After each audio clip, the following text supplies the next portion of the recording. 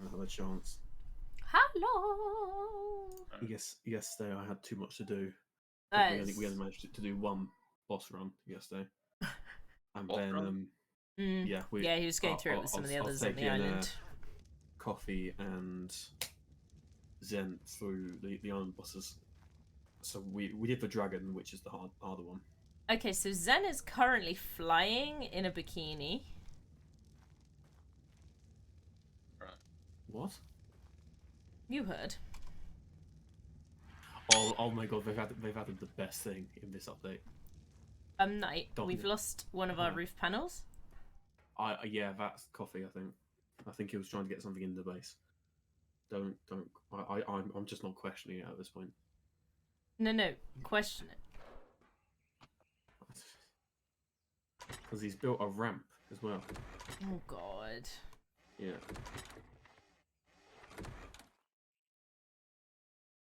What are you doing up here?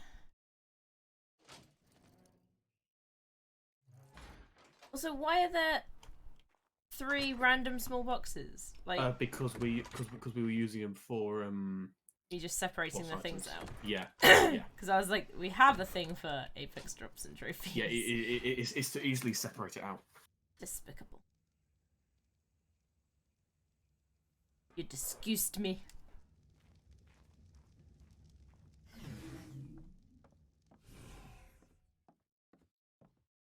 What is going on?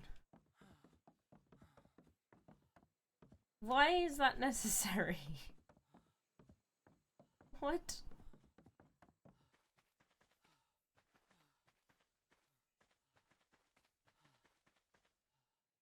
Okay, so we need Lily's healing. It's only got one ramp as well. Sorry, one like site. Yeah, it's weird, isn't it?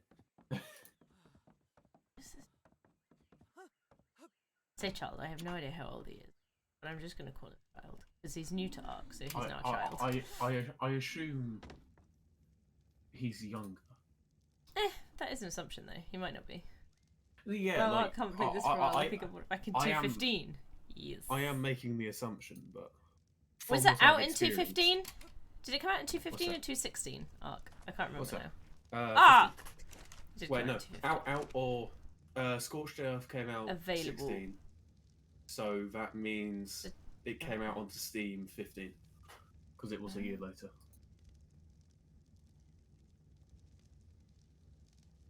When it originally came out on Steam, I bought it, the original Ark without the DLCs. I bought it like a week in.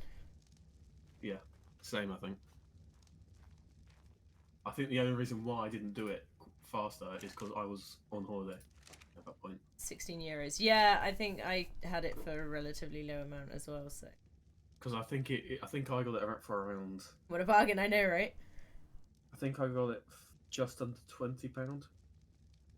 I think it was. Because it came on offer fairly quickly, if I recall. No, it started on offer. Oh yeah, started on offer. Because it wasn't fully out yet. The price was like £24, £25 fully, wasn't it? Originally, and maybe. A couple of years later, when it came out fully out of beta, it became a stupid amount. Probably. I don't know.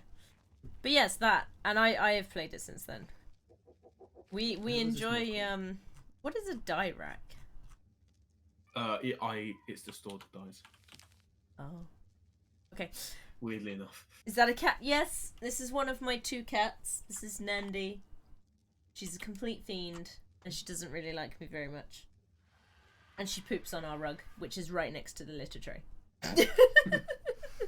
Is that a case of she misses, or no? It's on purpose. It's on purpose. She just doesn't like you, man. Is that what it is? It seems so, yeah.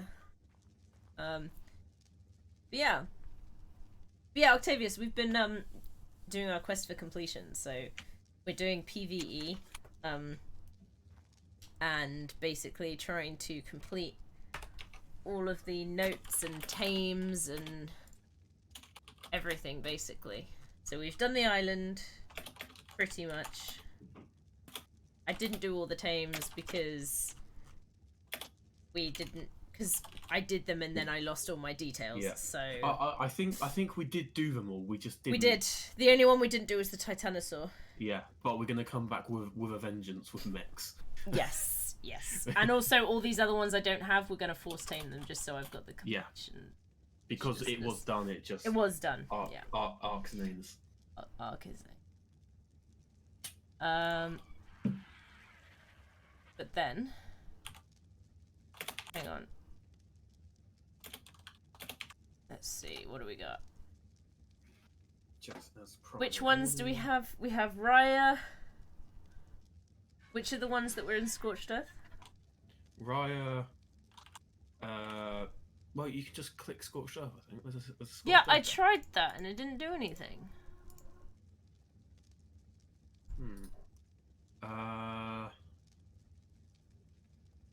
Sorry, I'm trying to do 6 things at once.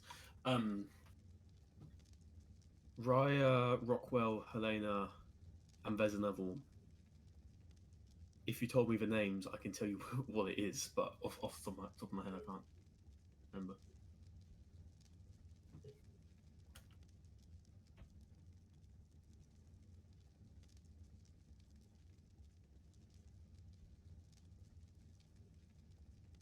Elena. Not in. Server. John. Dakaya. It might. There's an easier way to fix this. Yeah, because it doesn't appear on any of the others. So it's John. Earth. I got it. It's John. Right. Who should I do first? Good. So yeah, so Octavius, we keep reading the notes, so that we keep an update at the end of each time. So we've done all the bosses, we've done all the everything, on Scorched Earth. We just finished it the other week. Scorched Earth. Scorched Earth. Yeah. Scorched Earth. So yeah, so now we get to read the notes for it because we collected John them all. Dakaya. Yeah. That's it. Yeah. Yeah, we keep trying to get more people. We're just playing it together. Funsies. We've got our own server, which is up most of the time. Well, you say most of the time. It's up 24/7, unless I. Yes, that's most of the time, unless it fucks up or there's an update or something. or I'm fiddling. Yes. But yeah, so it means people get to play it. We do it on Fridays. I'm on more.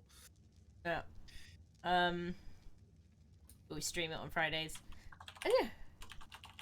Anyone else wants to join, they're welcome to. We've had a couple of extras join. We're just about to go to Aberation, because we're doing all of the DLCs in order. So we did Scorched Earth, and we've now come back to the island, which is our kind of base of operations at the moment. And then we're going to be going into Aberation, and we get to port our characters over, but we don't take any dinosaurs and we don't take any items. And then we get to bring back various different things that we want to from Scorched, or that DLC, to back to the island. So it's kind of cool. It works well. Yeah, let me know if you fancy joining, but it's up to you. Right, I'm going to start reading tablets. So this is the story of Ark, by the way. I feel like I should start with maybe Helena, because Helena and Rockwell, we already know them. I've read Helena Rockwell. I haven't read the other two. Mm-hmm. If I would start with Helena. Mm-hmm. I would read I was Helena going to Rockwell. Yeah, that's what I was going to do. Right, Because Helena. you kind of have some stuff, right? I had to pick the desert. Where the hell did I pick the desert?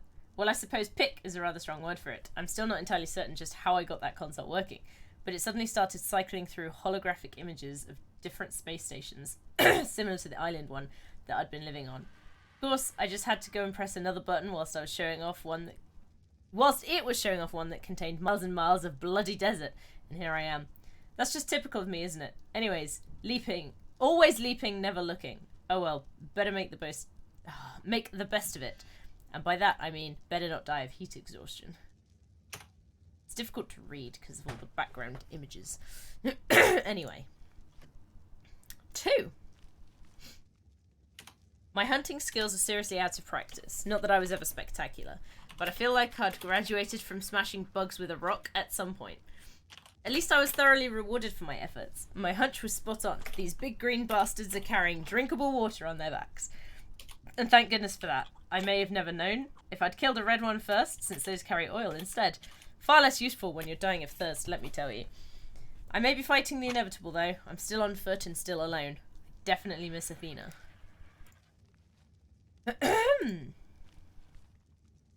I'm on a roll. By sheer coincidence, I stumbled into another group of survivors today, and they didn't try to kill me or anything. If I didn't know how probability actually worked, I'd say that this recent string of good luck is the universe making up for sending me to the bloody desert in the first place. The Caravansers were welcoming, and the creatures they ride are fascinating. They seem like dinosaurs, but they also appear to share some biology with camels. Bizarre. For all its oddities, the island never had anything like that. I'll have to study them after a nap. All this desert survival's left me knackered.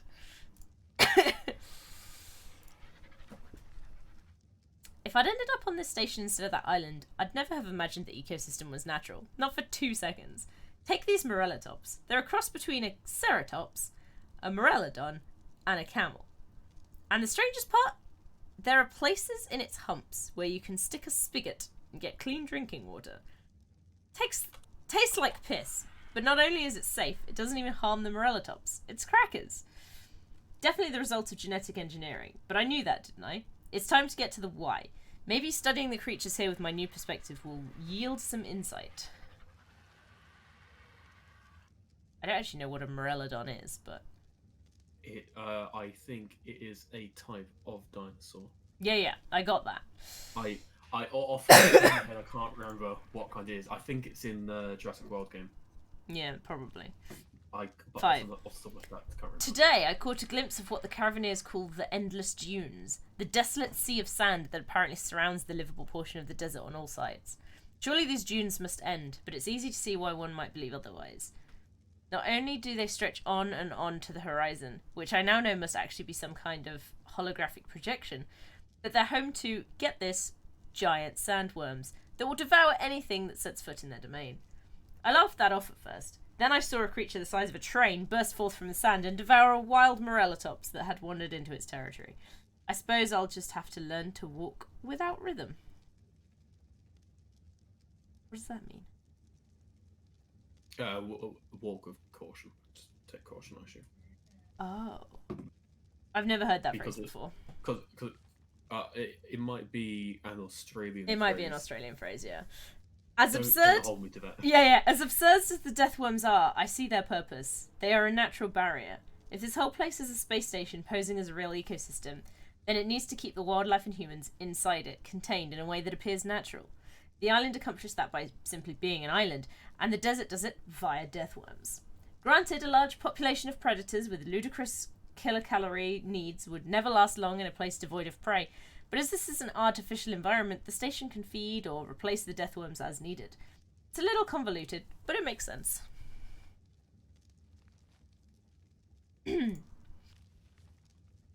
Like the island, this desert is a space station, posing as a natural environment. If it is inhabited by a large population of dangerous, genetically engineered creatures, and a small population of humans that are struggling to survive.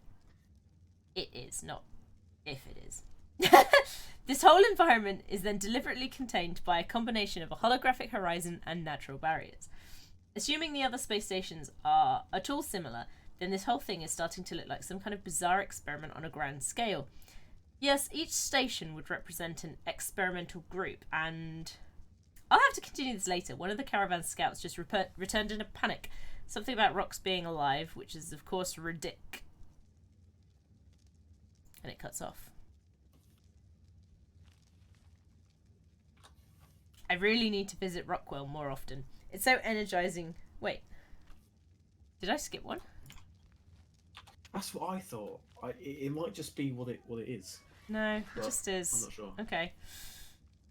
It's so energizing to be around someone of his experience that still has so much excitement for his work, and talking to him always helps me gain perspective.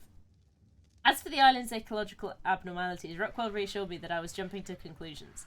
He made a great point. Just because this place doesn't follow the scientific laws we're used to, doesn't mean... Island one. No, it isn't. Yeah, it is. Oh! The text is wrong. Yeah, I found that. Yeah. I was going to say, because I'm pretty sure either one didn't display text. Yeah, so this one, the Or text is one wrong. was wrong. Okay, I'm going to have Yeah. to try and read it from her handwriting. At least her handwriting's not too bad. I long for the days when I thought a Tyrannosaurus frolicking through the snow was the height of absurdity. Compared to yesterday, that seems commonplace. As the scout so eloquently put, the rocks were, indeed, alive. Alive in the shape of a massive bipedal golem and exceedingly angry. I was too shocked to scatter like the others when it charged, and for a moment I was certain that I would die. Then something even more ludicrous happened. Lightning crashed into the golem. But it didn't come from the sky, it came from the mouth of a bloody dragon. I don't recall much else. Fear and instinct pretty much took over for the rest of the day, and while that helped me survive, I'm once again on my own.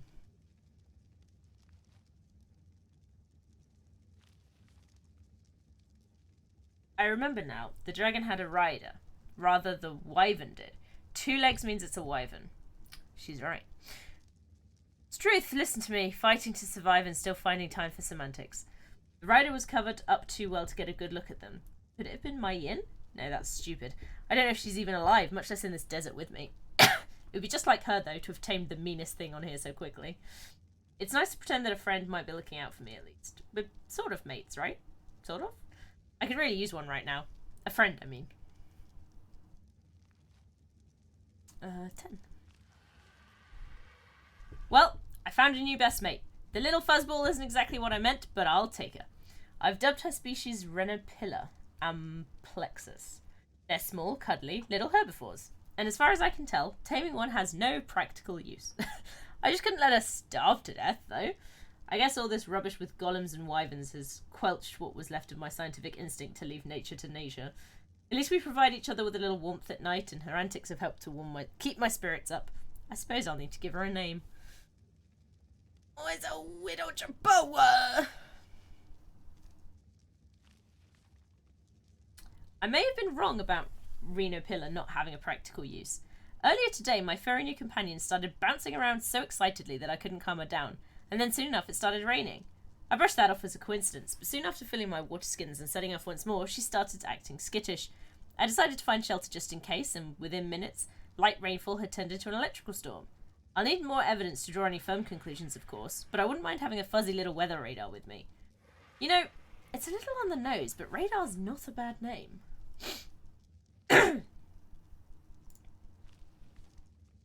Thank goodness that I decided to find some high ground 2 days ago, or I'd have never spotted this settlement. It's twice now that I've stumbled into my own salvation. I can't count on that happening again. I'll need to stay here for a while and prepare before setting out once more. Fortunately, the villagers are willing to let me trade work for supplies and shelter. Another stroke of luck and another factor I can't rely on. On the island, Rockwell's name got me far, but here I'm just another stranger. Not everyone will trust or help me. I need to be prepared to survive on my own.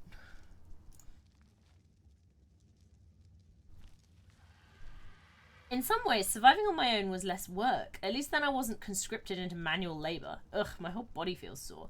I bet I wouldn't have had to work if I was as adorable as Radar. The whole village is in love with her. I swear they spoil her like a furry little princess. Rockwell would be livid about this arrangement. I can just hear him ranting about treating scholars with propriety. I hope the old Brit is doing well. Maybe when I've broken this mystery wide open, I'll figure out a way to get him off the island, and we can discuss it all over tea like old times.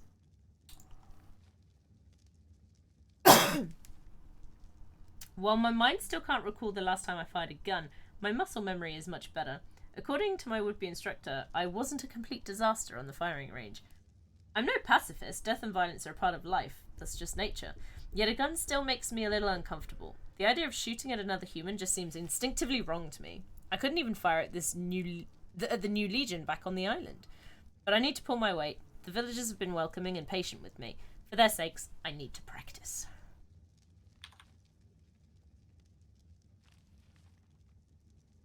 I may have to put my freshly polished marksmanship skills to the test sooner than I thought. A hunting party spotted a swarm of giant mantises heading in our direction. Yes, giant mantises. I haven't spotted them with my own eyes, but the villagers have spoken of them every now and again. They say the insects have these little hands that can actually grip and wield weapons or tools. Sounds absolutely loony. But so is the idea of a mantis swarm at all. They must share ghost mantis distaste for cannibalism. No one seems keen on fighting them, but they're too close to outrun. Hopefully they'll just pass us by. Goddamn cannibalism! 16. My hopes that the mantises would ignore the village were unfounded, and I think we were all wondering if this morning's sunrise would be our last. Despite all my practice, my rifle felt heavy and foreign in my shaking hands as the swarm advanced. Fortunately, they weren't our only visitors. Yawn. The villagers erupted in cheers as lightning and fire tore through the advancing insects from above. Some chanted a name, Wali al-Aswad. The rider, still hidden behind black robes, didn't acknowledge the ovation. With swift efficiency, their small flight of wyverns decimated the mantis swarm and made for the horizon. Wali al-Aswad. I need to meet this person, if only to thank them.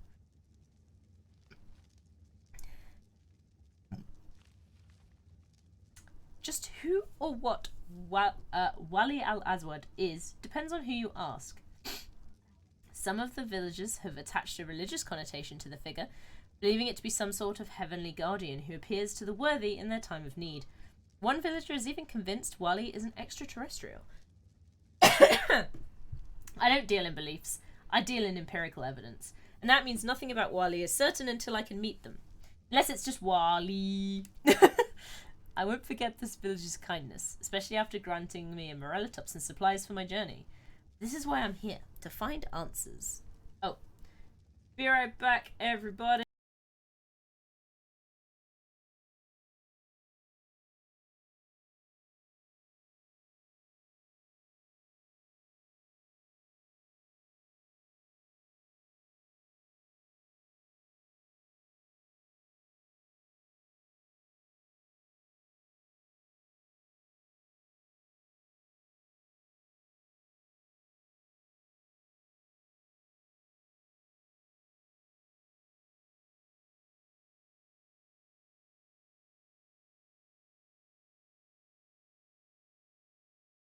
I have returned. Cool. Right. Sorry, I had a phone call. Right. I'm here to find answers. That was where we left it.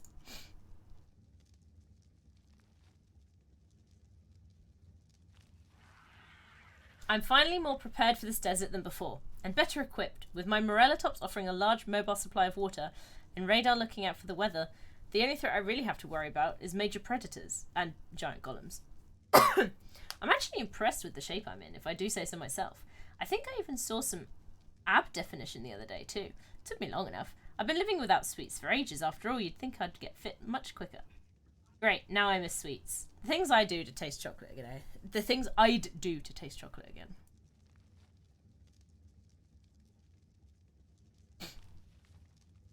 It took weeks of searching, but I finally caught a glimpse of Wali al-Aswad. I knew I was getting close when I found a series of fulgurite formations this morning. And sure enough, I spotted several wyverns later in the afternoon with a lone rider among them. The rider clearly saw me too, because soon enough the wyverns were circling overhead. I waved and yelled in greeting, even calling out Mayan's name just in case. Yet without so much as a nod, the wyverns regrouped and flew off. Wali's not a social butterfly, it seems, but I'm not letting them off the hook that easily.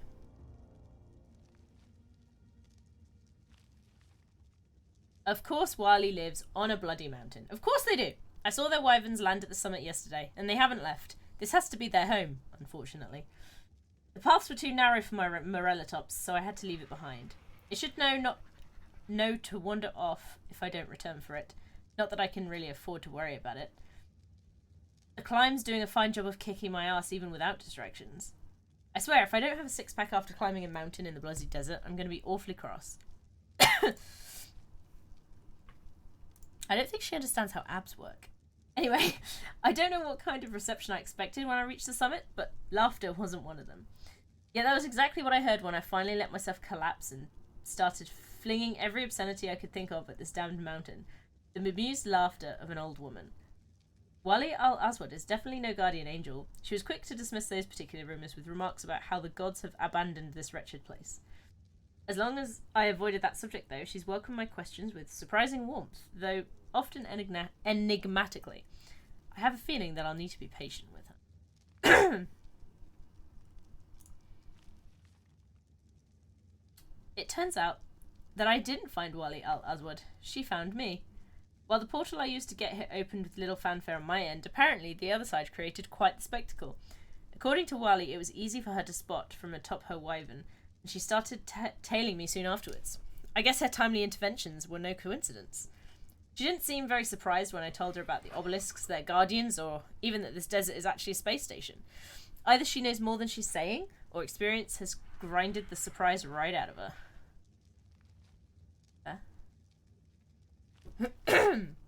I really missed flying. There's no replicating the feeling and no replacement for seeing a sunrise amongst the clouds. Wally probably started these wyvern riding sessions just to give herself an escape hatch when our conversation got too personal, but I can't say I mind. Despite their appearances, riding a wyvern is just as pleasant as riding an Argentavis, even without a saddle. By design, perhaps? No matter, genetically engineered or not, they are magnificent creatures. It's a risky proposition, but I absolutely must observe them in the wild sometime. I can't pass up an opportunity like that. Why not? It's burnt to a crisp, Helena.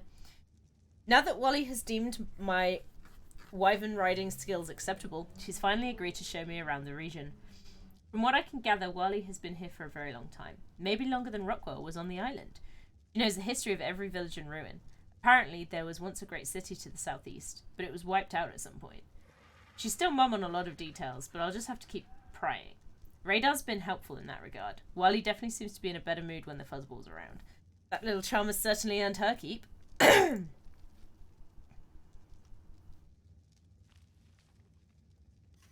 grateful that Wally allows me time to study the local wildlife, but I suspect she only does so out of amusement. She always says something like, "Why do you spend so much time on these scribbles that no one will read?" I never have a good retort. It's true that no one else may ever read my dossiers, as I have no way to reproduce or distribute them as long as I'm trapped on one of these space stations. When I started them, they were a passion project, created out of my love for nature and its creatures. Now, I guess they're just part of my identity. Writing them helps remind me who I am.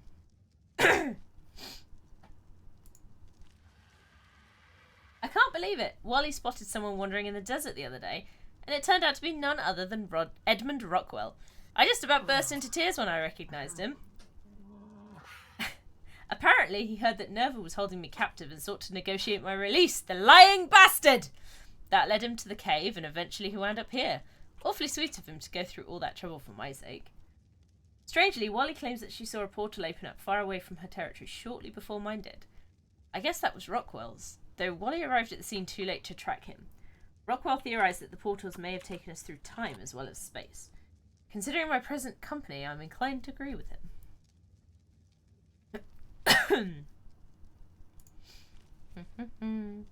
Wally has been much quieter since we found Rockwell. I guess she's just letting us catch up. However, she did say something interesting when we were recounting Nerva's ambitions for the island. This place would never allow anyone to master it, she said. When I asked her to explain, she told me that the great city to the southeast was destroyed by the obelisk itself. Now, it's just conjecture, but it's interesting to think about. Could the curators of these stations be monitoring human behaviour and clipping its wings should the survivors ever band together and fly too close to the sun? If each station represents a different group in a larger experiment, resetting human progress would make a lot of sense. It's a bit grim, though, isn't it? Yikes.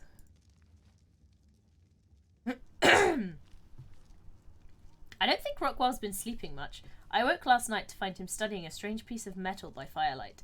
I guess some tribe gave it to him as a gift, along with a very familiar-looking artifact. I insisted that we show those items to Wally, and she recognised them as the property of this station's lone guardian. With all that she knows, I'm not surprised that she's activated the obelisks before. Hell, it sounds like the old battle axe has even slain the beast herself. Since we've said Guardian's artifact, Wally says that we can leave the station at any time. I suppose we may as well. Rockwell's eager to depart, and as much as I like Wally, I've had my fill of sand.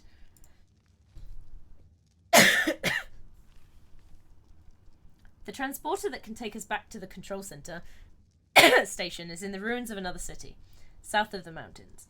Wally believes that it was destroyed by the obelisks, just like the city in the southeast. I didn't press her for details. Not that I'd have gotten any. Wally's more tight-lipped about those ruins than anything. I had to practically beg her to take me to the southeastern city, and while we were there, she spent most of her time just gazing out into the distance. No sense in bringing her mood down with that rubbish now. After all that she's done for me, I'd I'd like to give her a nice proper farewell. There's a lot of errors in these. Having seen us through the ruins and safely up to the platform, Wally has taken her leave. After doing so much for me, I was sad to see her go, but at least I got her to smile before she left. Well, me and Radar. I can't very well take the little critter with me, so I officially gave Wally ownership of her. They'll be good for each other, I think. Gah, I wrote Wally up there, twice. I suppose old habits die hard, but it's not really her name, is it? I always knew that was the case, but she'd never told me to call her anything else. At least not until now. Well, at any rate, cheers, Raya. It was a pleasure to have known you. It was Raya, cool. Alright. Rockwell, it is.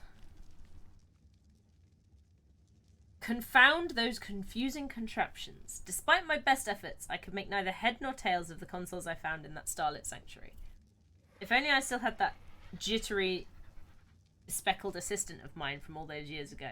What was his name? Gerard? The one that loved tinkering with the devices we'd salvaged from the arms of the island's less fortunate inhabitants. Good lad. The inscriptions he found on the inside of those little trinkets were where I first saw the word Ark, as I recall. Shame about the incident with the Compsognathus. If I still had his services, perhaps I'd never be in this godforsaken desert. Ah well, stiff off her lip, Rockwell. Make the best of it. Right then, now that I have found a shady spot where I can enjoy a brief respite from this desert's dreadful heat, it's high time that I set some goals for this expedition. If I wander about aimlessly, then I'm sure to meet the same fate as poor Gerald.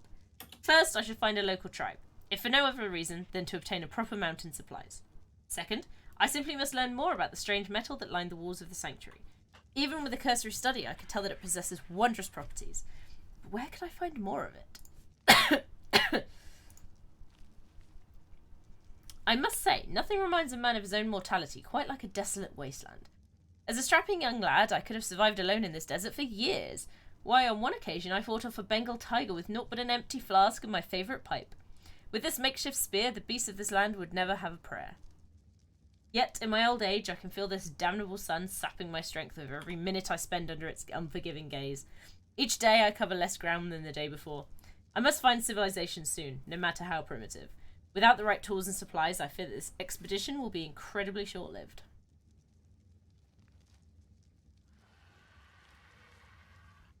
Eureka! At last, I found signs of human life. This afternoon, I came across a fresh series of footprints, some from humans and some from what I assume are large beasts of burden. I cannot be sure who made them or how civilized they may be, but neither can I afford to be too particular in my choice of saviours. Whoever they are, I must track them down immediately. As soon as I gather my strength, I shall pursue my quarry with the utmost haste and vigour. The tale of the brilliant and impeccably groomed Sir Edmund Rockwell shall not end this day.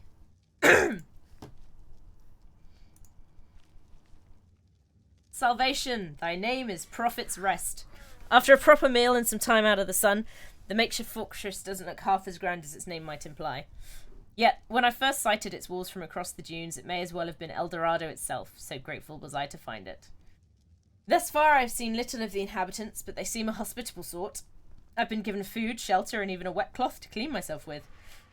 Quite generous of them, considering how scarce water is in these lands. Their clothing is a curiosity, however. These robes seem more ceremonial than functional.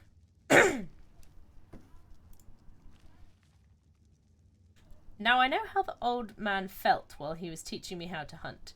We stopped seeing eye to eye even before I left the tribe, but I'll always thank him for the time he spent telling me the same damn things over and over again. Must have drove him wild inside, but he never showed it. Hasn't been easy to imitate that patience. Half of this sorry bunch is green as grass, and the half that isn't would rather hold a spear than a gun. At least they're improving, even if it's at the speed of molasses. Her Highness stops by on occasion, but thankfully it's just for a gander. This would be even harder with distractions. Have I missed one?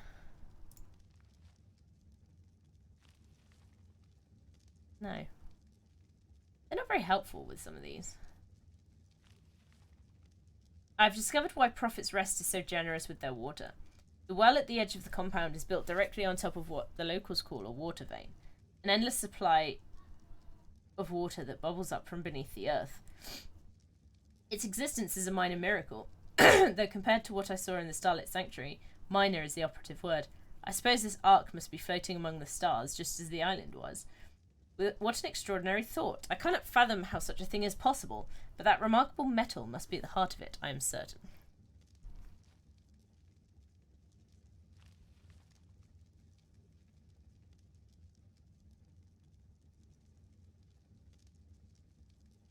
Okay, this is incorrect. Yeah, this is an incorrect wording as well. It should have said, it seems that Prophet's Rest is less a fortress and more an enclave or monastery. I suppose that would explain the name now, wouldn't it? Yes, as strange as it may sound, the natives have created a primitive religion centered around the Ark. Obelisks. They pray 3 times a day, each time facing a different obelisk, and their robes bear a unique symbol, a 3-pointed star, coloured red, green, and blue. The blue obelisk appears to receive particular reverence due to its proximity. As charmingly ignorant as their superstitions may be, it's far from the most savage religion I've encountered. Besides, Prophet's Rest is in need of a doctor, and I am in need of supplies.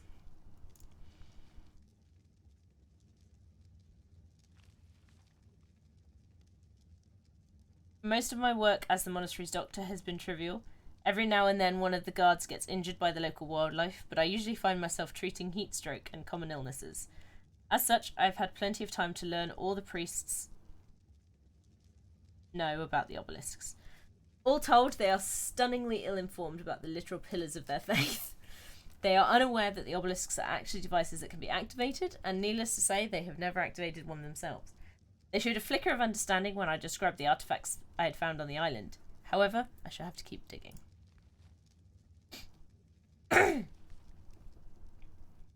Unbelievable. Have these idol-worshipping ninnies replaced all their common sense with blind devotion? Have years of oppressive heat completely addled their brains? I was finally allowed to see the monastery's inner sanctum, and lo and behold, there they were, sitting upon an altar before a flock of prostrating primitives were 3 glowing artifacts, just like the ones I had found in the caverns beneath the island. Yet instead of making use of them, or even studying them, these half-wits are praying to them. The true value of those artifacts is completely lost on these simpletons. Sacred relics, indeed.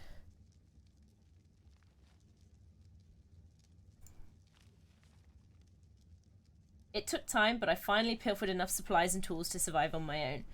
Loading them onto these camel-like beasts of burden was laborious, but the real trial was absconding with the artifacts. There is always someone watching the inner sanctum, so I carefully studied the guards' shifts until I identified whose drink I had to spoil with my knockout serum. Even then I acted with great haste and guile, for my heist will surely be discovered when the priests convene for their morning prayers. Alas, they will be too late. Sir Edmund Rockwell is always ahead of his foes, but not by a mere step. No, I am miles and miles beyond their reach. He's a lovely chap, isn't he?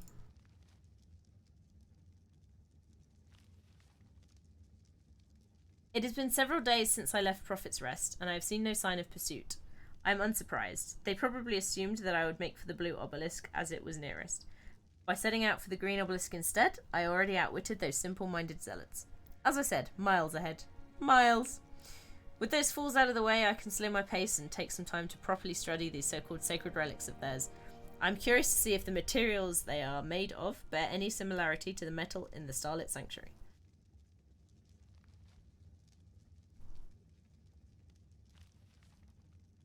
The obelisk is reacting to the presence of the artifacts with even more intensity than I expected. Each obelisk on the island required 8 artifacts to generate that sort of response. Not 3. In other words, I may not need to do any spelunking before summoning whatever terrifying beast this ark has in store for me. It didn't need 8 artifacts. 9? Oh. One. Ah, the beast. Now that poses an entirely different conundrum. Even with my youth and my favourite pipe, I doubt that I could slay a monster such as the dragon Mr. Nerva fought. Not alone, anyway. I shall need to find a partner for this venture. But who?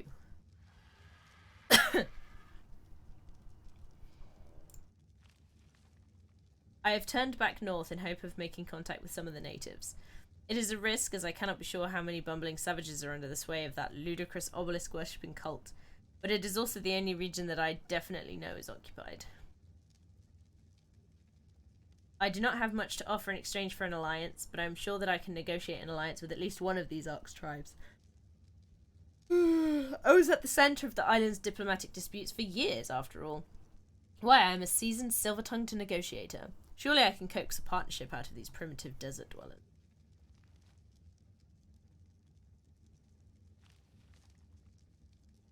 What terrible misfortune! My keen sense of direction finally led me to a local settlement, but as it happened, I was not the first party to visit it that day. That honour belonged to the Burning Phoenix clan, a band of raiders that were plundering its storehouses and enslaving its surviving residents as I arrived. Oh, hi, Dietrich! Naturally, the hoodlums fell upon me and stripped me of my valuables within minutes of my arrival. Ruffians. I managed to keep hold of my journal, but little else. This won't do, not at all. Then again, I was seeking out a tribe skilled in the art of violence. Perhaps I can turn this to my advantage.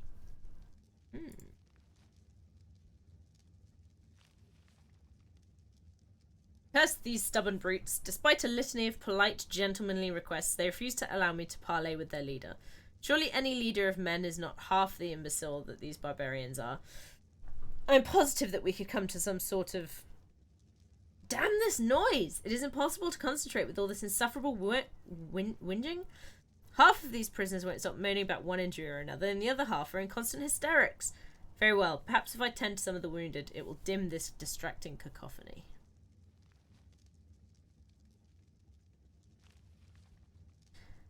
At last, I can hear myself think. The guards have moved me to a private cell, and while they have not divulged the reason for my transfer, I suspect that they took notice of my medical expertise. I caught them staring in my direction on several occasions as I worked. It seems that doctors are in high demand in these lands. I suppose that's no great surprise. The island was no different. No matter, while my skills in the realm of medicine are more in line with a field medic than a true physician, I shall continue to play the role as long as it serves me.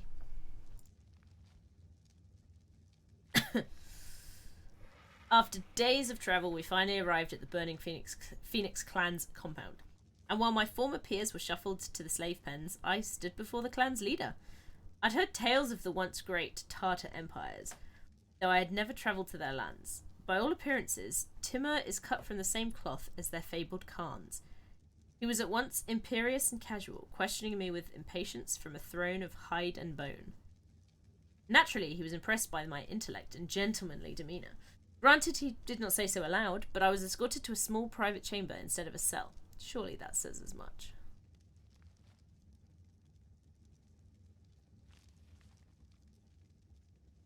I had been pondering why Timur requested the services of a doctor. He seemed to be in excellent health, and I had seen no patients since I arrived. Well, now I shall ponder no longer. Timur has a wife, and she is with child. I suppose that even bloodthirsty raiders can fall in love, or at the very least desire a family.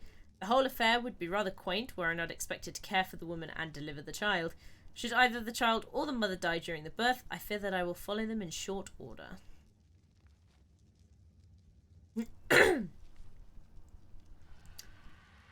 Nazarene is quite different from her husband. She is a timid little flower of a woman, or rather she would be if she were not many months pregnant. I am still undecided as to whether my time is impeccable or unfortunate. A few weeks from now, Timur may have had no need of a doctor, but as it stands, I have been thrust into an unfamiliar scenario with scant time to prepare. Despite my unpleasant circumstances, this whole affair is rather intriguing. I never considered the possibility of new generations being born on the Ark, yet clearly it was inevitable. Like any common animal, humans have the urge to procreate. How else could the species endure?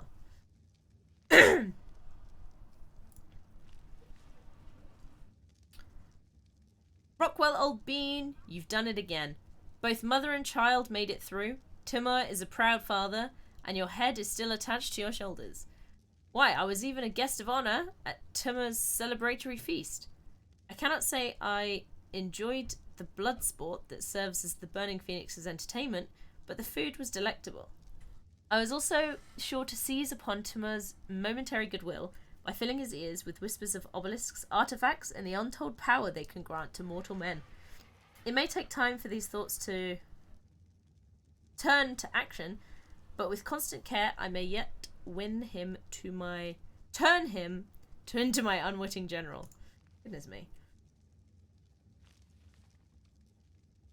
The silver tongue of Sir Edmund Rockwell has prevailed once again. After spending far too long watching the burning phoenix enslave and decimate hapless caravans of villagers, I have convinced Timur to test his might against the guardian of the obelisk. I admit I am somewhat anxious. Timur is not the commander that Mr. Nerva was, and should he fail, I shall fall with him. Yet I have little choice, and the rewards of success are worth the risk. The obelisks, the starlit sanctuary, and the precious ore shall be the foundation of my legacy as a scientist, gentleman, and explorer. I'm sure of it. I found it! I really found it! Raw, untainted samples of that same mysterious ore from the sanctuary. That fearsome beast must have been guarding it. Thank the heavens for Timur and his berserk savagery. When he leapt it from the back of his wyvern, I thought he was surely doomed. But the madman actually managed to grab hold of that monster's horn and turn its eyes into a bloody mess. I have never seen such brutally effective barbarism. Many of his band did not survive the encounter, of course, but that was to be expected. Progress requires sacrifice, and whether those brutes knew it or not, their deaths have helped humanity leap into the future. Such a lovely fellow.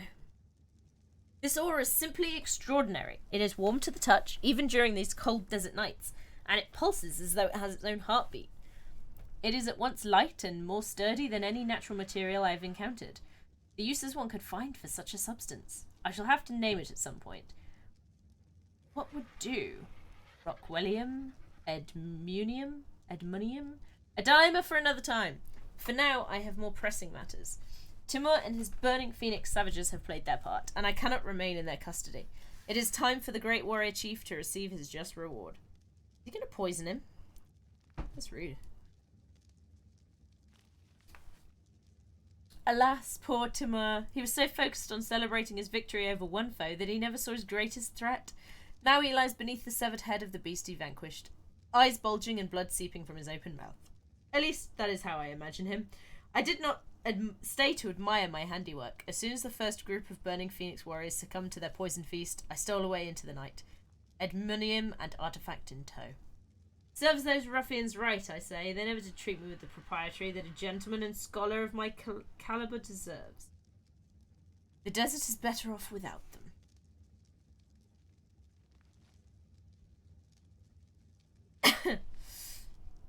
As my withdrawal from the Burning Phoenix's camp demanded haste, I did not have time to double-check my supplies. It appears that I shall have to do some hunting. No matter, I may not be as spry as I was when I felled a charging rhino on the plains of the Serengeti, but with all the small armory I managed to abscond with, I can surely manage.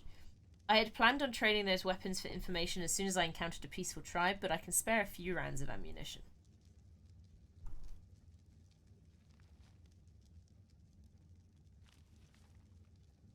Despite my limited equipment, I have managed to run some initial tests on the Edmunium. Based on my observations, a typical forge may not be enough to smelt a sample of Edmunium ore into any sort of usable ingot. I suspect that it has extremely strong metallic bonds and therefore a much higher melting point than any conventional metallic element. I must find a proper base of operations where I can run more extensive experiments. I mustn't be over-eager, however. I have limited samples and... Drat! I shall have to ruminate on this later. A sandstorm may be brewing and I have no desire to be caught in it. Rat. Confounded weather! Not only did that sandstorm separate me from my steed, but when it cleared, I was beset upon by none other than the traitorous Miss Walker herself. Oh, she put on quite the act, spouting all sorts of nonsense about how good it was to see me. Rubbish. I see right through her ruse. I'm certain that she is after my Edmunium. The only reason she has not simply looted it from my corpse is that she requires my superior intellect to understand it. Well, two can play at this game, Miss Walker. I can fill the role of the benign old scientist for a time, but I shall not be betrayed again. You fucking betrayed her, you bastard! I am glad that I possessed the foresight to hide my presence from Miss Walker after her capture on the island. She clearly believes that I never learned of her betrayal. By cunningly taking advantage of this fact, I have managed to completely deceive the deceiver. The grim old bat she travels with is another matter. I often catch her glaring in my direction, her eyes sharp and mistrusting. If I could, I would deal with her as I dealt with Timur, but I fear she's far too observant. For now, I must maintain my deception as best I can.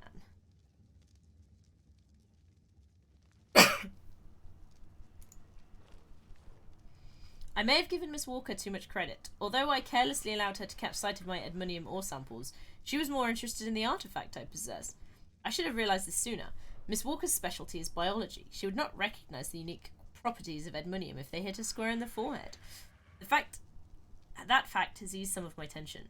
Even as Miss Walker seeks to take advantage of my genius, she is focusing on the wrong discoveries. So long as I am careful in my studies of edmonium, I shall remain miles ahead of her.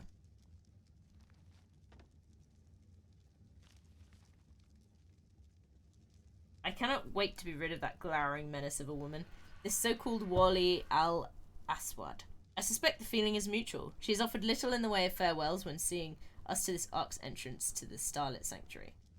Things will be much easier once Miss Walker and I have parted ways with the Desert Witch, I suspect. Miss Walker is thoroughly oblivious to both the wonders of edmonium and my knowledge of her underhanded scheming back on the island. She can continue to fiddle with trinkets and relics. I may even assist her if it suits me. Meanwhile, I shall unlock the secrets of the most extraordinary element in the universe right under her nose. Raya. Oh, she's Egyptian. Even at this distance, the great obelisk is beautiful. It is like a pillar of Amun-Ra's light given solid form. I wish we could have made our camp right beside it, but the others thought that might draw unwanted attention. At least we are close enough to be in its shadow, and drink from the river that runs beneath it. I always face it when I pray to Hathor, and though I can feel the skepticism on my companions' gazes, my faith is unshaken. For it was my faith that guided us here, to this place rich with water and resources. All agree that it is the ideal location for a settlement. Wherever we are, the gods are watching over us. I know it.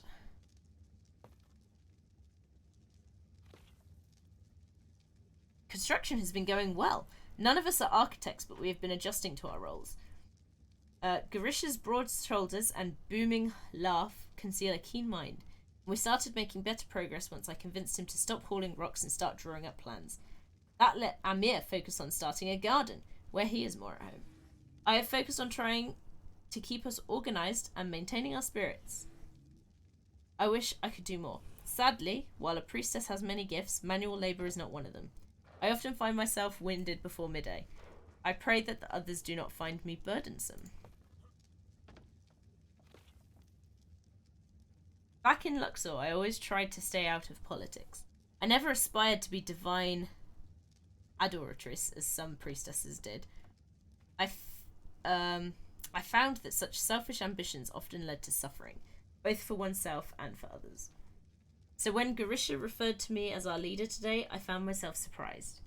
I had never asked for such a position, and the others had never bestowed it upon me in any official manner. It just happened naturally. I'm not sure what to make of it, but if this is Hathor's will, then I will try to guide these people as best I can. Our settlement has grown so quickly during these hectic months. So many wandering souls have found their way here seeking shelter and companionship. I have done my best to welcome everyone I can. If treated with understanding, most become productive, loyal members of our community. But I am no fool. I know that hearts can have two natures. Hathor offers compassion, while Sekhmet brings devastation. As we grow in size, we become a riper target for those with malice in their hearts. Garisha has tried to organize a militia, but I fear it inadequate. For now I must be wary and pray that the gods send us a true warrior.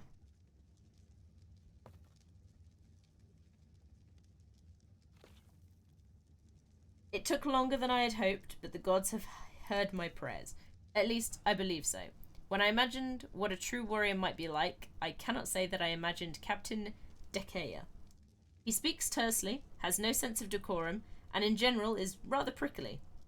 He was nigh unapproachable for a whole day when we decided his position should be called captain, instead of the nonsense word he proposed. Yet he has been getting results, or so I'm told. When I find time, I ought to observe him in action myself.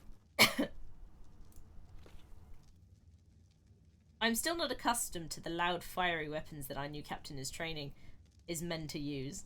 Their power is so destructive that it seems almost too much for any mortal man to possess. Yet Captain Dekea strolls up and down his line of trainees like they are wielding wooden swords, and twirls his own weapon almost absent-mindedly.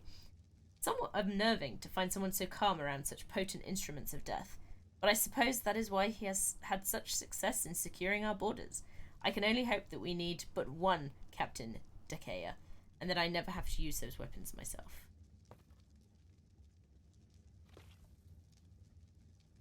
It has been such a blessing to be able to spread Hathor's joy and love to so many people. At first, my daily prayers garnered but a few curious observers. Yet soon, observations turned to questions, and questions turned to participation. Now there are so many of us that we have begun to construct a shrine. I truly wish that I could teach these eager new students all day long, but my duty to the village must come first. Perhaps when our future here is finally secured, I shall be able to live the life of a priestess again. But for now I have too many people counting on me. I cannot abandon.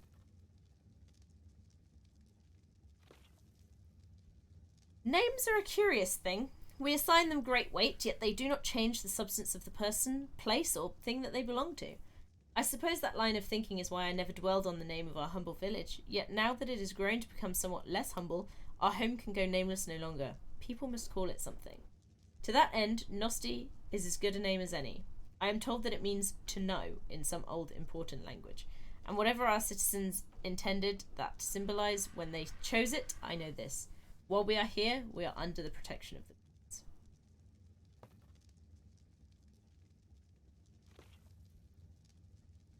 Lost souls from all across the desert continue to prostrate themselves before Nosti's gates.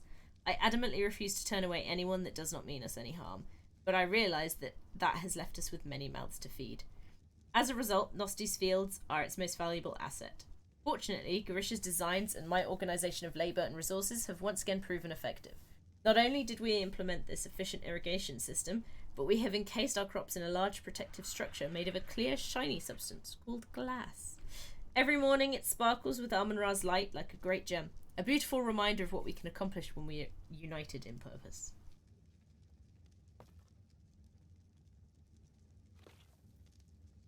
Despite our best efforts and the blessing of the gods, tragedy is unavoidable in these strange lands. Yesterday, it struck Nosti once more in the form of a mantis attack, and while I could not undo what had been done, I hoped that I was able to bring some small comfort to those who knew the victims best. Though we lacked the resources to properly inter the dead in tombs, we still held a ceremony in their memory, and I made time to speak privately with anyone who wished to. Between that and my usual duties, I am physically and emotionally exhausted, but when my people are suffering, I cannot afford to rest.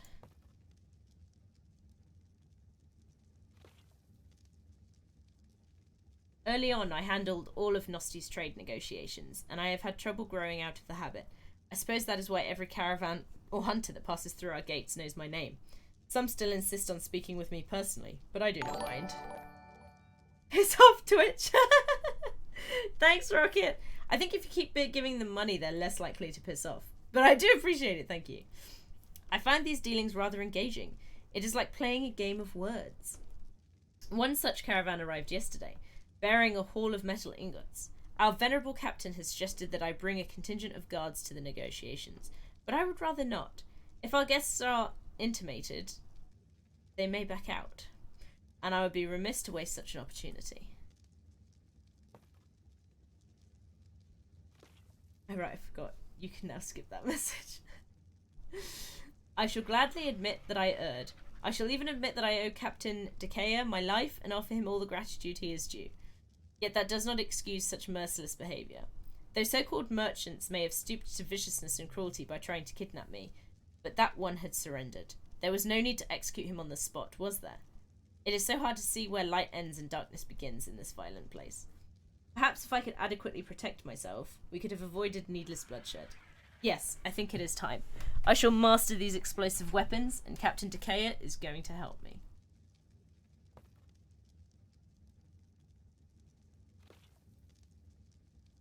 Step by step, I am learning how to shoot. During my first few lessons, the weapons almost jumped out of my hand when I fired them. But my arms have grown stronger and my aim truer. Captain Dekea's presence has been helpful. The same calm that I found unnerving from afar has been steadying from up close. He does not waste his breath on exaggerated praise or criticism. He simply keeps me focused on what I need to do, and everything else just falls away.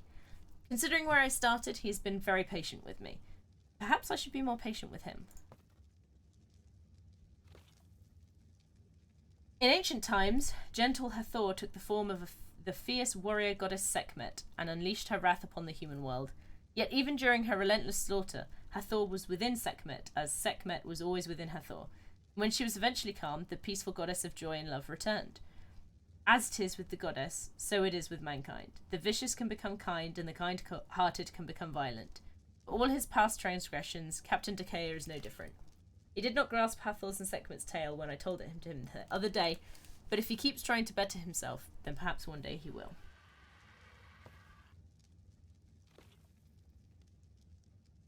In principle, I have turned into a competent marksman. Yet in practice, how would I fare? When the time comes, could I end another human life? I'm not so sure. My mouth grows dry with fear at the very thought. The warrior spirit of Sekhmet surely resides somewhere within the recesses of my heart, but search as I may, I cannot find it. As training, I offered to put down some of our beasts that had grown deathly ill. It was a merciful act, but it still drew tears from my eyes and twisted my stomach into knots. I must learn to act in spite of these feelings. My life may depend on it one day.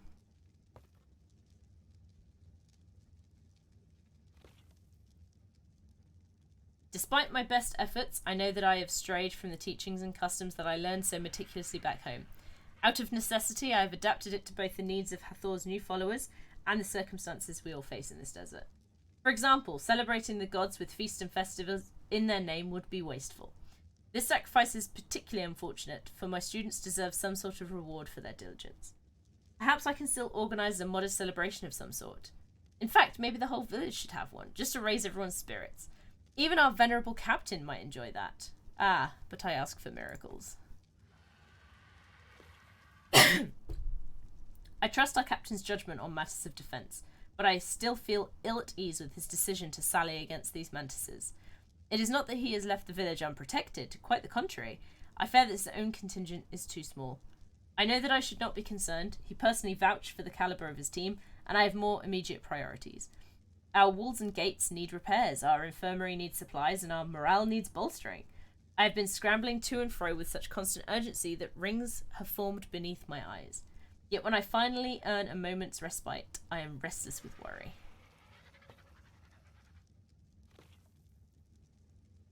The people of Nosti come from so many different places, and they all have different ways of thinking. On occasion, this incites conflict. Several weeks ago, two newcomers came to blows over a long-standing feud between their home nations, and just the other day I had to harshly discipline one of my own disciples for harassing the villagers who worship that wooden cross. One time, a man even challenged me to a duel for Nosti's leadership. Yet those same two people who engaged in fisticuffs now work to repair our western gate, and it is stronger for their combined efforts. Perhaps that is why the gods have brought us all here, to help us understand each other. For days I have prayed for both Hathor's compassion and Sekhmet's healing powers, and for days I have waited. I have faith that they have heard me. When I first laid eyes on him, I thought for sure he was dead or dying, but the gods have not yet taken John Decaya away from me. My mind knows that I have other responsibilities to attend to, that I cannot afford to spend more time in this room. Yet I know that if I attempt to attend to my other duties, my heart will interfere and I cannot neglect it, not any longer. Without question, it was Hathor's divine will that sent me here. Not only so I could spread her joy and compassion, but so I could understand her love. I thought I knew it before. I loved my family, I loved my fellow priestesses, and I love all those under my care here in Nosti. Yet only when I finally surrendered myself to it, when I let it rush over my body and carry me like the current of a great river, did I truly understand it.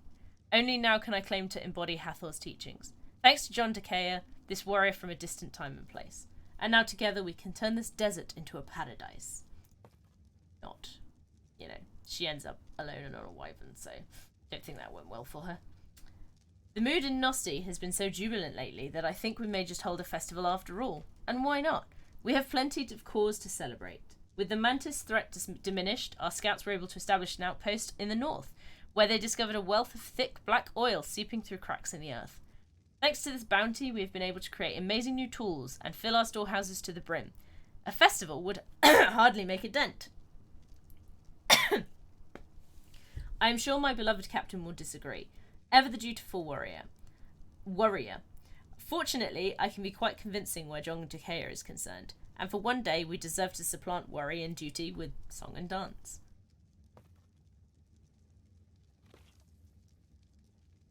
As I watched Garisha's team construct the curious bladed tower that is meant to harness the power of Shrew's winds, I could not help but marvel at how far we've come.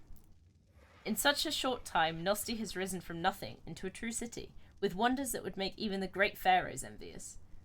For all its storms and monsters, this desert grows less threatening to us each day, and fewer people are forced to suffer and die by its hand. Perhaps one day no one will. If we can achieve that, then every hardship and every sacrifice we have endured will have been worth it. Over the last few days, the lights of the great obelisks have been pulsing with a rhythm and intensity I've never seen before. It is a beautiful, soothing sight, particularly at night. It almost looks like they are singing a song to the stars above. Surely this is a sign of the gods' favour. Hathor is offering us her blessing. Having another festival would be exorbitant, so I've organised a special round of ceremonies and prayers after dusk instead. Thus far they have gone wonderfully, and everyone has left with renewed faith and vigour. I wonder how long this display will last.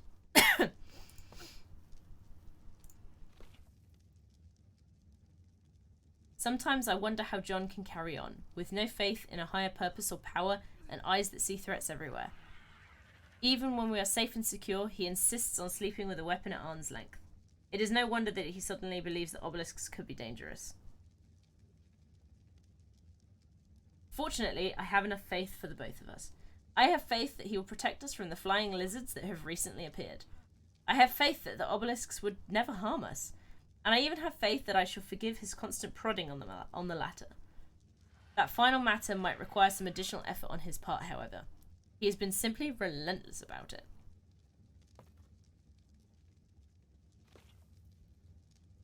What did I do wrong? Despite every trial and tribulation, I kept my faith in Hathor, Amun-Ra, and all the gods. No, I did more than that. I gave them new followers. I built shrines for them and held ceremonies for them. So why? Why did the obelisk light up the sky and call down such a terrible doom upon my new home? Why would the gods tear the very earth asunder and send all that I have built and cherished tumbling into the abyss? Where did I betray them?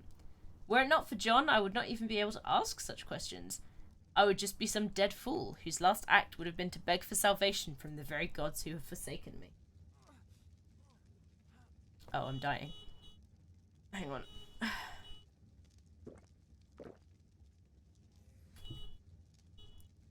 27. Oh, really? Do you do that to me?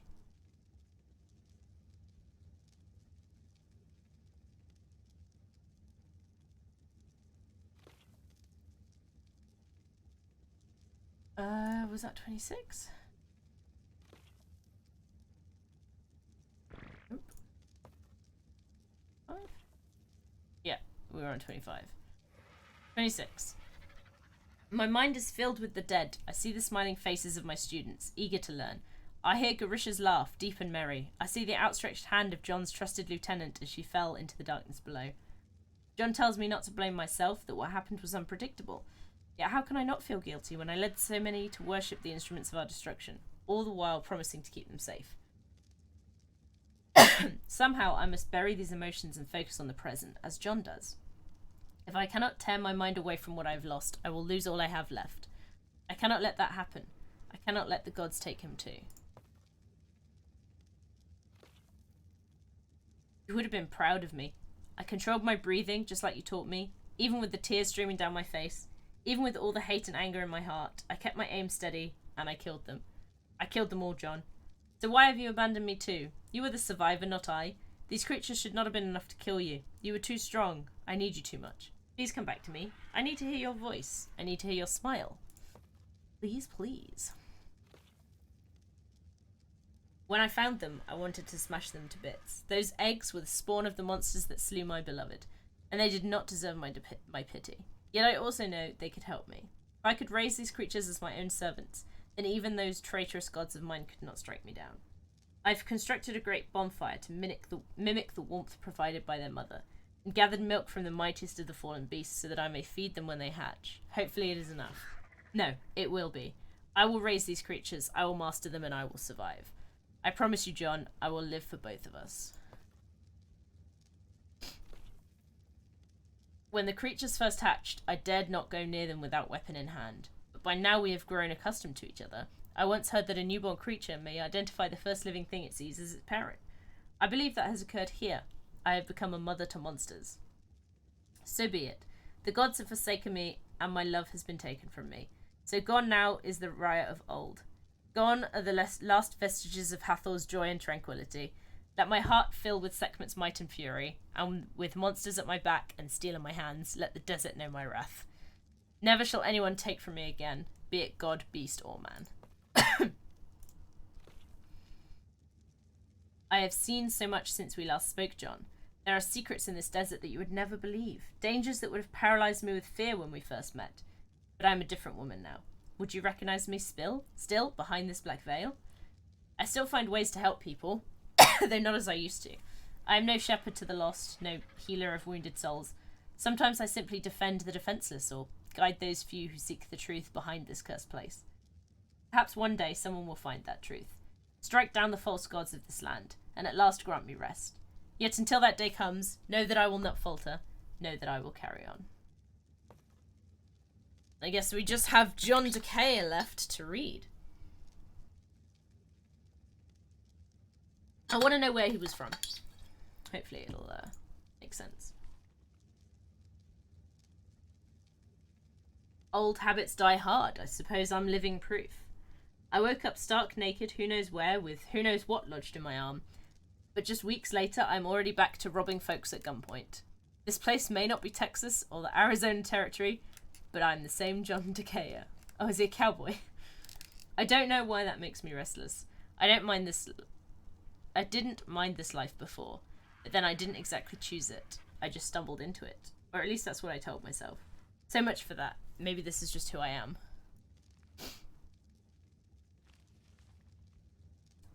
Sometimes the pennies a man won't part with willingly are worth less than the words he'll share with any stranger. Some of my new partners don't see that. Blondie's particularly blind to it. He's always looking for an excuse to pull the trigger.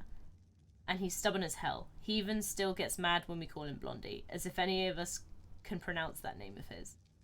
But if Blondie were calling the shots, that hunter wouldn't have told us about the group gathering to the southeast, and they'll have a lot more for the taking than animal hides.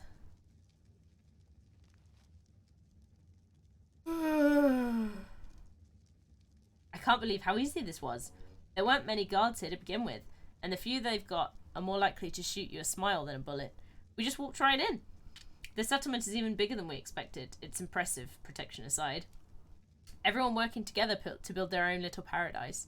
Not that it'll last. If you ask them, they'll credit their leader, a woman called Raya.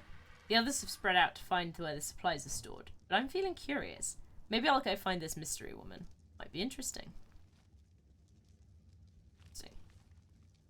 I don't know what brought me to this desert. Back home among the Nadi, they would probably say it was the spirits of our ancestors. Other folks might say God. Whatever it was, after talking to that woman, I realise now that I've been wasting what it's given me. I have no history here. There are no posters showing off my sneering face, no posses hunting me. I can be any man I choose, so today I'm making a choice. The folks here don't deserve to be robbed. What they deserve is protection. And I'm the man to protect them. Hell, maybe they'll even call me Sheriff. Ah, Sheriff was the word he wanted. I had to call him. Blondie didn't approve of my decision. I've never been very good at persuasion, so I let my pistol make my case. The others saw it my way after that. Convincing Raya was a lot less trouble. She knew the settlement's guard weren't exactly the cream of the crop, and that if I'd wanted trouble, I'd have already made it. When Raya talks, people listen. I can tell that much from watching her. But in a lawless place like this, words aren't enough. It didn't take long for us to come to terms. Well, I suppose I'd better inspect the troops. Maybe a few of them can shoot. He's got the best, easiest to read handwriting so far. Is that 7? No. Wait. 5? Aha, it was 5. Now I know how the old man felt while he was teaching me how to hunt. This is the one it's from. We stopped seeing eye to eye even before I left the tribe, but I'll always thank him for the time he spent telling me the same damn things over and over again. Must have drove him wild inside, but he never showed it. Hasn't been easy to imitate that patience. Half of this sorry bunch is green as grass, and the half that isn't would rather hold a spear than a gun. At least they're improving, even if it's at the speed of molasses. A highness stops by on occasion, but thankfully it's just for a gander. This would be even harder with distractions.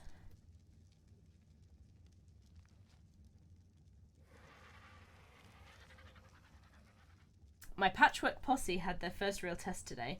Some of our gatherers ran into those big lizards a few miles west of the village, and one of them managed to call for help. Luckily, the others had tucked themselves away in an outcropping, and we got everyone back safe and sound. Well, except for the Frenchman. He forgot that when you shoot at those big bastards, they'll shoot right back. Took them hours to get those barbs out of his arm. When we got back, I think I heard the words "thank you" more than any other day in my life. I didn't really know what to say in return.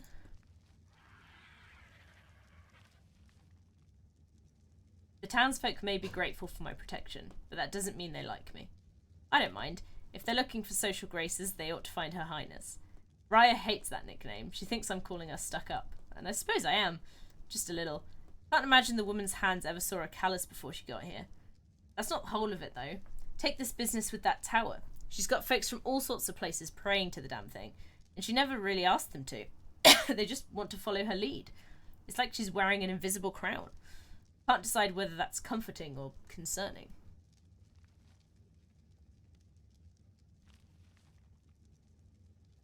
My band of misfit lawmen may finally be coming together. It's been a whole week since someone shot themselves in the leg or pissed their britches over a raptor. Maybe I'll finally be able to get some decent shut-eye. Probably too much to hope for. Every day Nosti grows a little bigger, and I have a few more problems to solve. Those giant bugs from the other day, for example. Found 2 of them playing around with a pickaxe a few miles north of the river. I've never heard of any animals using tools, not outside of the legends the elders used to tell about Big Owl and Coyote. Doesn't seem natural. Something damaged a water pipe outside of town yesterday. When a crew went to repair it, they were attacked by a whole mess of mantises. My boys and I drove them off, but we were too late to save the engineers. I know it sounds crazy, but I think those mantises cut through that pipe on purpose to draw us out. If I'm right, then I'm more concerned about them than anything. In the stories about Big Owl and Coyotes, Big Owl was the huge scary one, but Coyote was more dangerous because he was clever. He'd trick man and monster alike, and everyone feared him. I never believed those stories, but I sure remembered the lesson.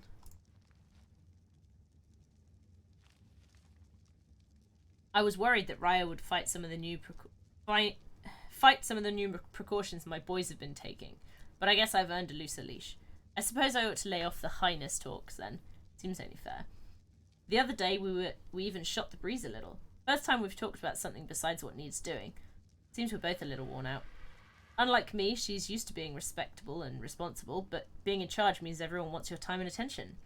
This place hasn't been easy on either of us or anyone else, but I'm still kicking so far. Come what may, I don't plan on stopping.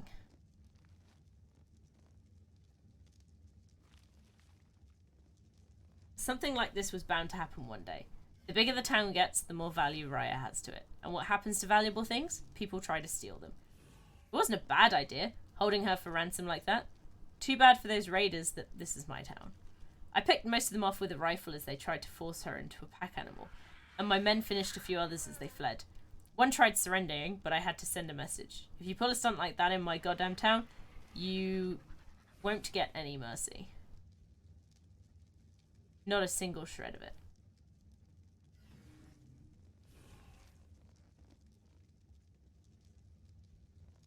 Not really, Rocket, but it's improved a little bit.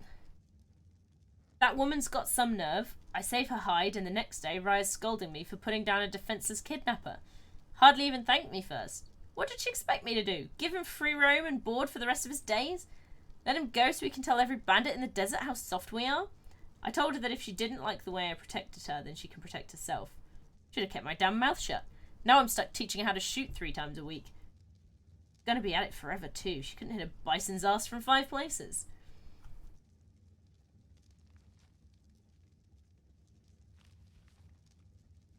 I I do believe that my pupil is the first Deadeye Egyptian priestess the world's ever seen. It took a few months, but Raya's just too stubborn to quit. I shouldn't have been so hard on her. Trying to keep your faith and traditions in a dog-eat-dog world isn't easy. Hell, I couldn't even do it myself, and that was before giant lizards were looking to take a bite out of my backside.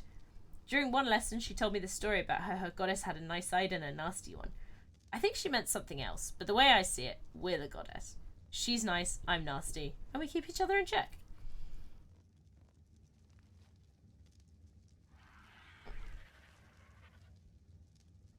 Even after all this time in Nosti, I have trouble sleeping in the same bed every night. Sometimes I'll just toss and turn until I give up and go to sleep beneath the stars. Hell, I'm not sure we ever slept at the same spot twice back in the Russo gang. Thought I'd live that way forever, wild and free like Doc Russo. Probably die guns blazing like him too.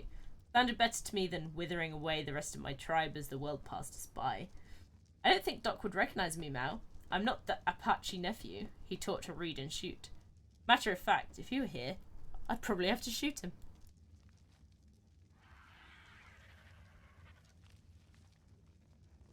I expected those mantises to come back, but not like this. They came at the village from two sides at the same time, and the way they moved, they were more coordinated than any wolf pack. They worked together like men would. Took nearly half a day to fend them off, and they didn't leave us without scars. If attacks like this become common, we're going to be in a heap of trouble, so I've decided to round up my best men to track these critters down. We've got to at least find out where they're coming from.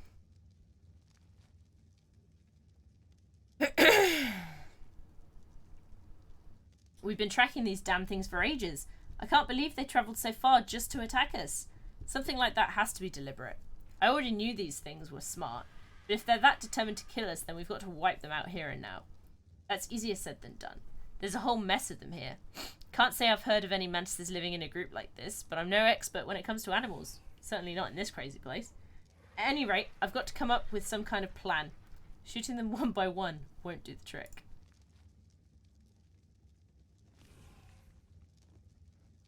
I'm glad I decided to take Sasha with me. The Russian showed up in Nosti less than a month ago, but she already knew her way around a gun. Says she learned it in a place called Gru. Never heard of it. But apparently they teach you all sorts of tricks there, like how to make bombs more powerful than dynamite. The caves the mantises are holed up in are filled with sulfur, so if we set Sasha's bombs in the right spot, we should be able to wipe them all out at once, provided we can shoot our way in and out without becoming Mantis Chow. Well, Captain, time to earn your title.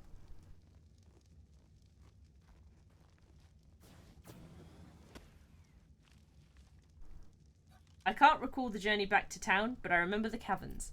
The mantises didn't take too kindly to our intrusion. Took half my men with them before we blew them to hell. Well, most of them. One... Stop talking! I can't read! We're trying to not interrupt. I know you are, but it's making it worse. One came at us while we were celebrating, and I pushed Sasha out of the way like a damn fool. Nearly got myself skewered.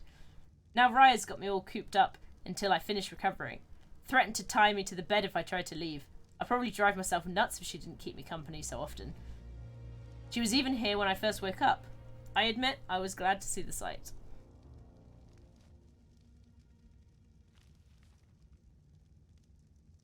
How long have I wanted this? I can't place it exactly, but it feels like I always have. I suppose that's how I know it's right. It's not just that Raya's beautiful. I've known beautiful women before, but I never got the same feeling when I looked at them. I never felt this at home around them, or anyone for that matter. What happened between us when I was stuck in that room, it wasn't a heat-of-the-moment decision. At least I don't think so. All I know is that now I don't mind sleeping in the same bed every night. Not anymore.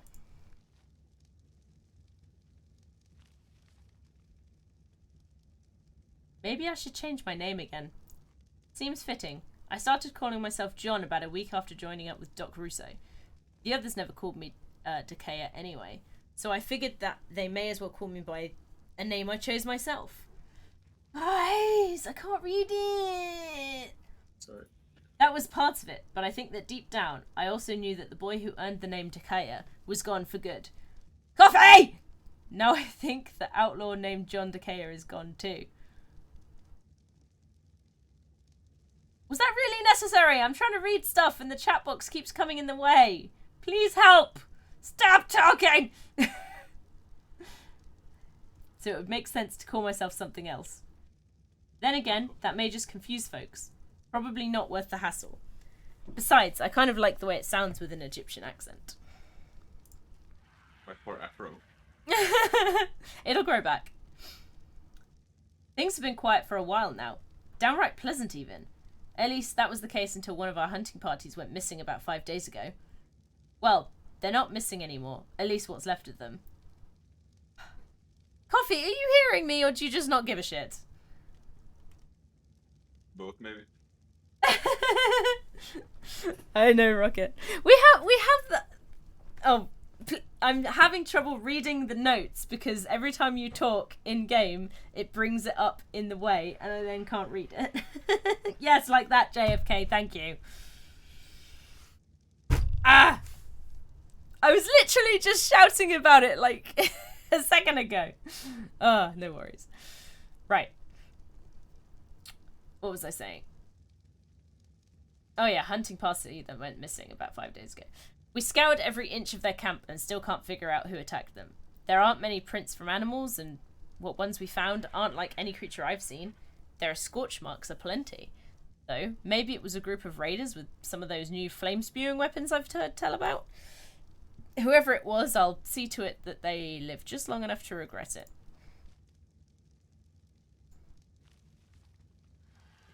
We finally tracked down our culprit this morning, and damn was he one big mean son of a gun. He had wings like a bat, a head like lizards, and spat fire from his mouth. I've never seen anything like it, not even here. Fortunately, anything will die if you put enough bullets in its head. Accurate. One of my men called it a wyvern, but had never actually seen one before. Said it was just a legend. No one in town had spotted one either. So where did it come from?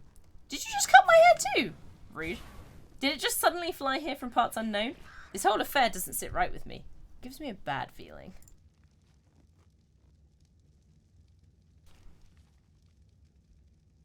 Folks have been spotting a lot more of these wyvern creatures. And they're not just throwing fire every which way either. Some spit lightning or acid. On top of that, those big pillars are acting funny. I checked with Sasha since she doesn't buy into that Hathor business, and she sees it too. It's making me restless. Between this and the mantises, it's starting to feel like this place wants us gone. I know that can't be right. There were no spirits of the land to stop the frontiersmen back home, and there are none here. Still, I should talk to Raya. If that tower's dangerous, she shouldn't be worshipping it.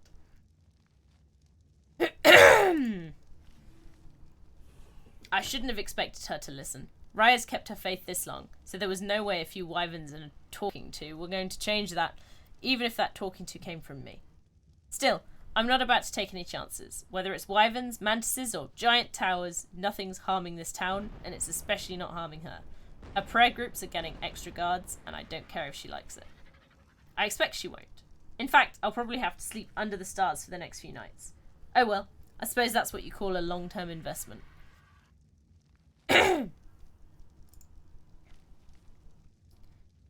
For all my caution, I could never have prepared for this. Yesterday, the tower started flashing and glowing like a damn lightning storm. When I saw that, I saddled up one of our cats and went to find Raya as fast as I could. Within minutes, the ground was crumbling beneath us, like the land was trying to swallow Nosti whole. Once I swung Raya up into the saddle, I had to ride like a man possessed, our cat leaping across broken buildings as they slipped into the ground. Even then, we barely made it. But we're the only ones. I spotted Sasha hanging onto a ledge as we escaped, but I couldn't get to him in time. We're all that's left.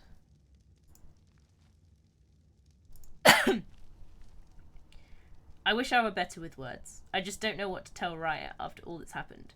A loss like that is always going to ache, but nothing I do or say seems to ease the hurt at all. You know things are ugly when I'm the optimistic one. For now, I've just got to keep us focused on staying alive, step by step. We're going back to the basics, finding water, finding food, and finding shelter. This snaggletooth cat and I are all she's got left. That means I've got to be steady for her. Somehow, we'll make it through this. Well, one of you will. So far, so good. The cat has helped keep the critters away, so I've conserved ammunition, and we're all stocked up on supplies. For the immediate future, I'd say we're safe and secure. Further than immediate, though, not so sure. Neither of us are builders, and there are bigger, tougher animals than long-toothed cats out there. Eventually, we'll need to find some new friends. Nosti was the biggest settlement in the desert, but it couldn't have been the only one. I'd heard rumours that a hunting party had seen some buildings to the west. Sounds like as good a place to start as any.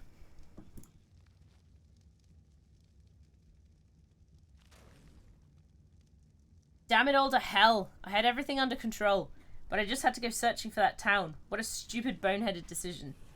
It's not that the rumour was wrong. There are buildings, all right. Crumbling, abandoned buildings that are half buried in sand, and home to a group of damned wyverns that attacked us on the way in. We managed to give them the slip by taking shelter in this big circular building, but they've been circling it ever since.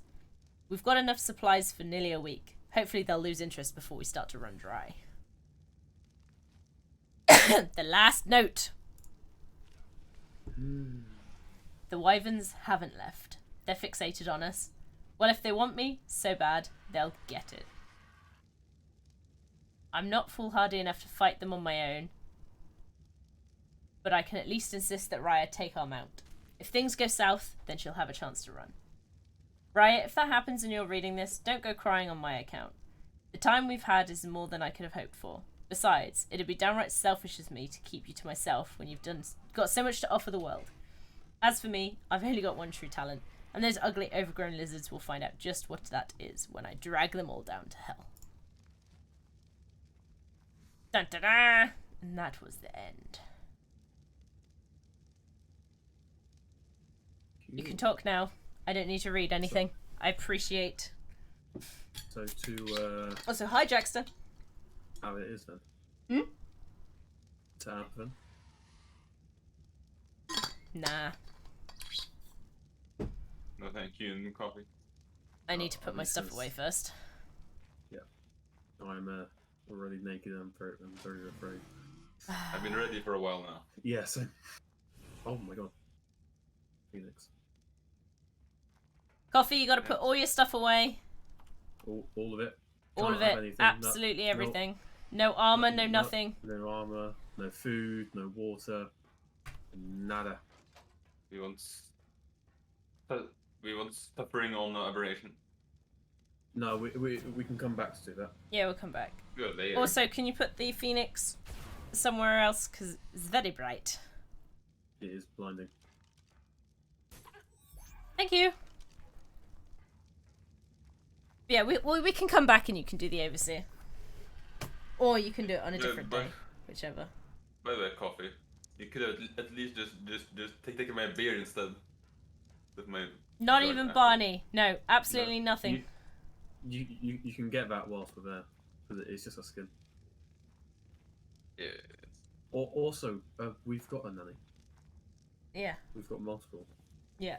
I don't know why you made them. Oh, he stole my hair for no reason. Yeah, and mine. How rude. I got to keep mine. Damn. Oh no, I think mine's still here. I don't know.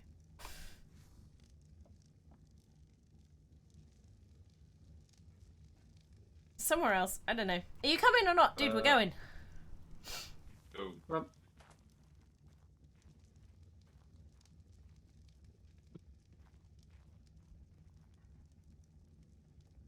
so nothing in the hot bar. Yeah, I forgot No armor. the hot bar and then I was like, oh no, I went back. Cool. Gold. Nothing in your inventory. I should have Pterinosaurus over here by the transmitters.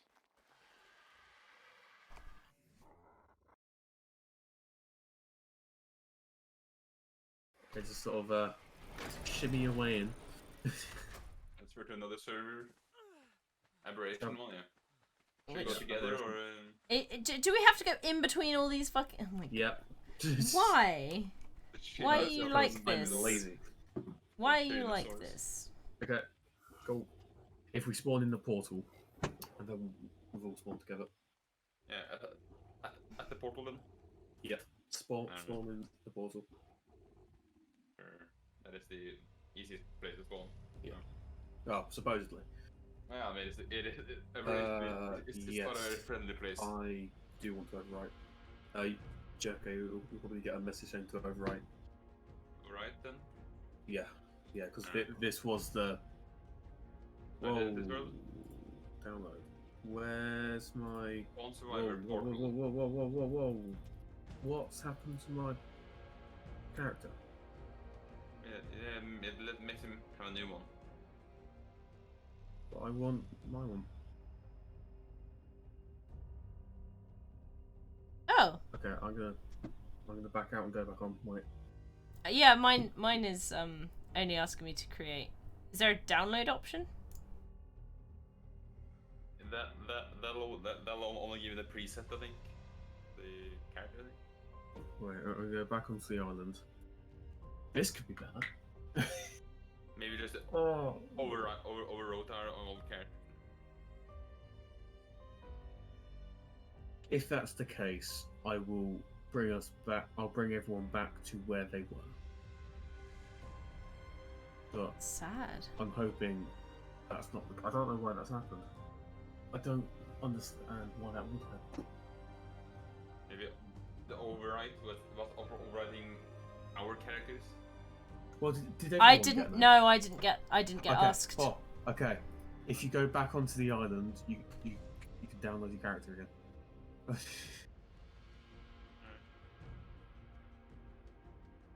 Okay, so Knight, what did you fuck up? I've got a feeling I know what it is. Like, What have you broken this time? I enabled the thing to not allow anything that non-app things to not be downloaded onto app, if that makes sense. No. So things that shouldn't be an app can't go onto it. Alright. Let me take that off. So back on island and download the character again? Yeah, leave and then join the island. This should take a second. Once the settings start to load. See, there are 4 mods on Aberation. The bait. Yeah. I've just called a bunch that we don't actually need. That's fine. I prefer having less mods in this. I say that, but I haven't played the full game yet, so I did probably. Oh, the bunk beds are all used. Really? No. Yeah. They shouldn't be long. So.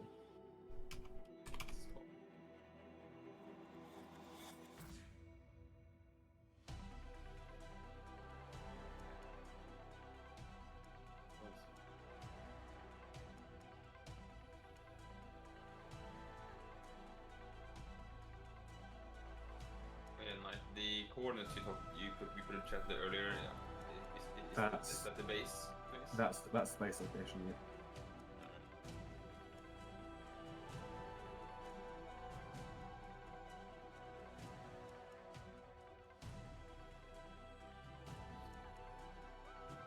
Okay, let's turn that off.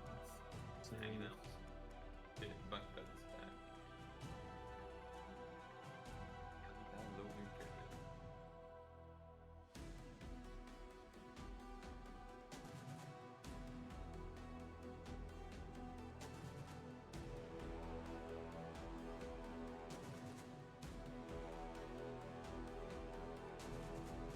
okay.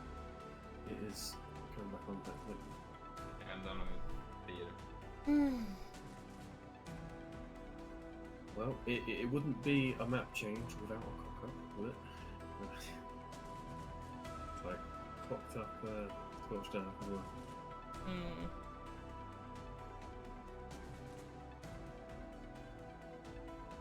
Let me move my way back into. I like how the island is day 10,600. Oh, yeah. Scorched Earth is 1,500. Aberation is apparently already day 2. That's because it's been up for a little bit. So I did a quick fly around. I loaded in the Wyvern Trench. The Wyvern Trench.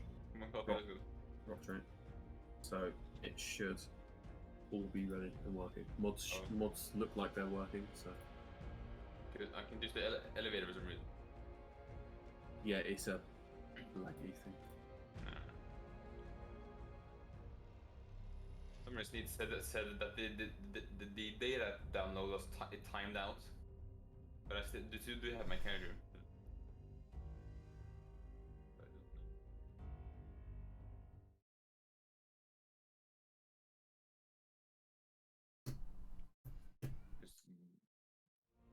going there again? We're just waiting for it to come back.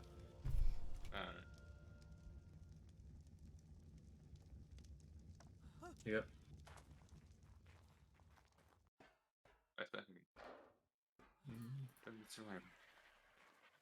Hopefully we. Now the portal spawn does have raptors. Oh, he's got a basilisk. What portal? Yeah. I've never seen them there before. Oh yeah, they're there. Right. But you have a cat on the server. I'll write it. Yeah. Well, yeah. Issy and Okay, yeah. Coffee didn't get that event. Yeah, I still got the same thing. No, it's done it again. Why is this happening?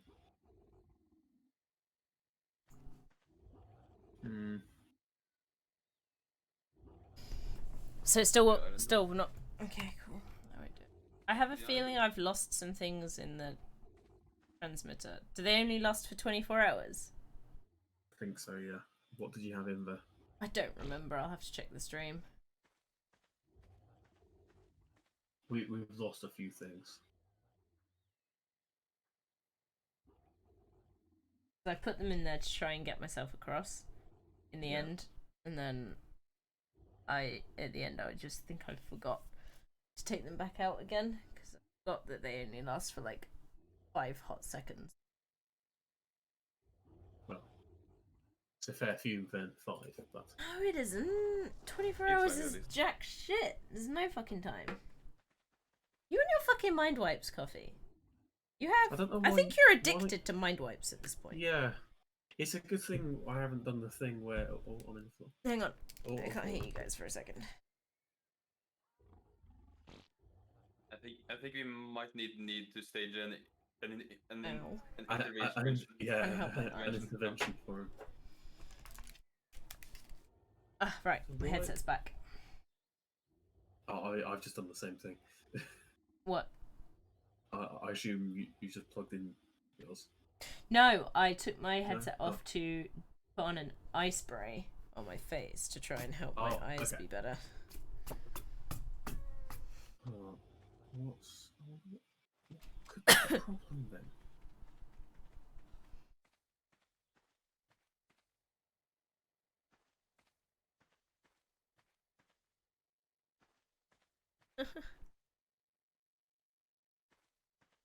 Hey, kitten. I just caught you. There's no need to scream.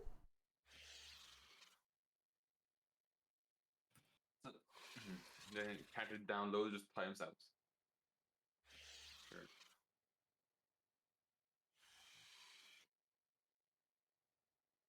Hey, the teleporter worked.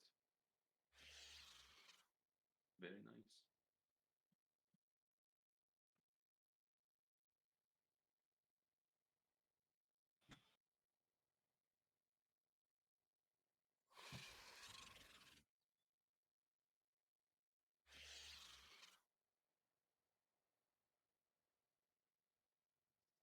Okay, I'll restart it. We'll see if this helps. Okay. If not, I'm genuinely baffled because I don't see why that should. Why it's doing it. Mhm. Shush. Okay, should be coming back on. By the way, Knight, is the Genesis 2 gone? Yeah. Yeah. That was a problem. I just thought it's not really being used, so let's get some used to it. So I didn't have much on it anyway. Yeah. Well, we'll get there eventually. So it was pretty quick to get. All I had was a couple 400 those 400 mammoths. Yeah. Not too hard to think. They're very nice, but.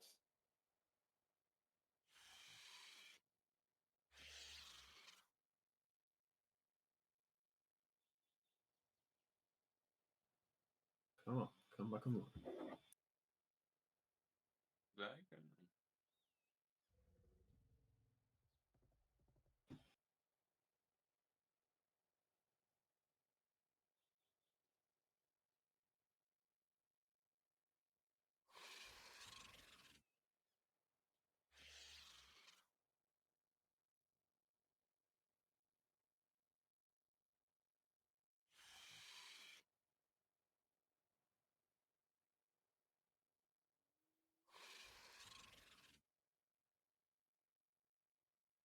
See, I don't understand what's causing the issue.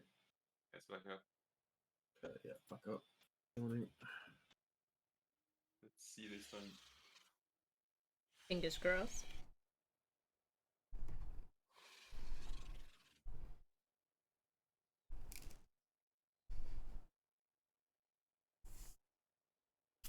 Because it's not taking our characters across.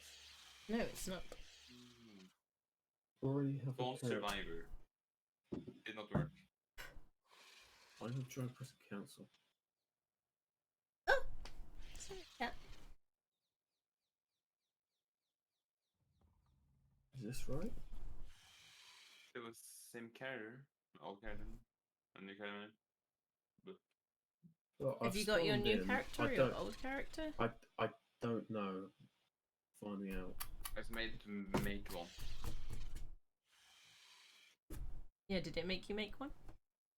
Yeah. Well, I clicked cancel. Wait, enable. I'm not overriding.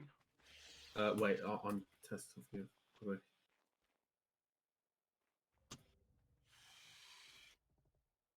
What's the command to kill myself?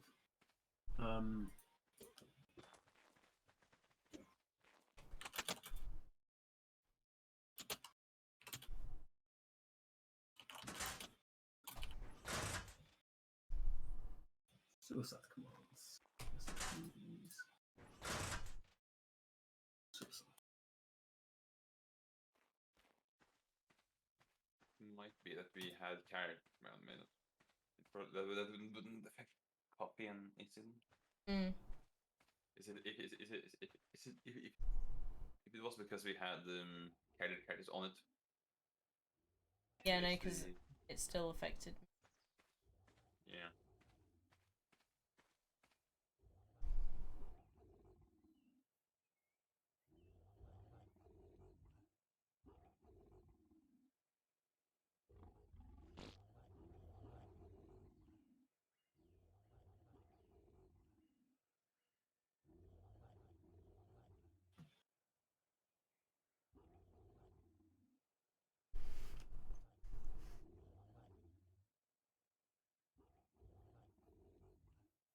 It sounds like I'm dead. So I'm going to leave and join again. And then that'll tell me if it's worked. Because I assume you didn't get the option to overwrite. Because it did. It didn't ask me. It just forced you to Go to create a new survivor. This is very annoying. I don't know why it's doing this. This may just be a reading week. Mm. It might. If I can't fix it.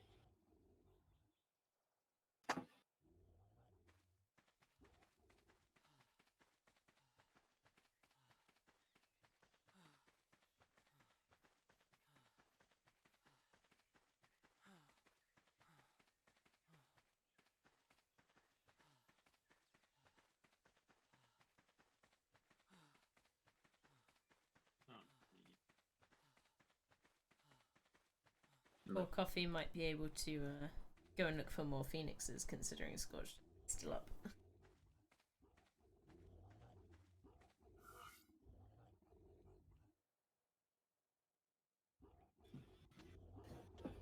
Hmm.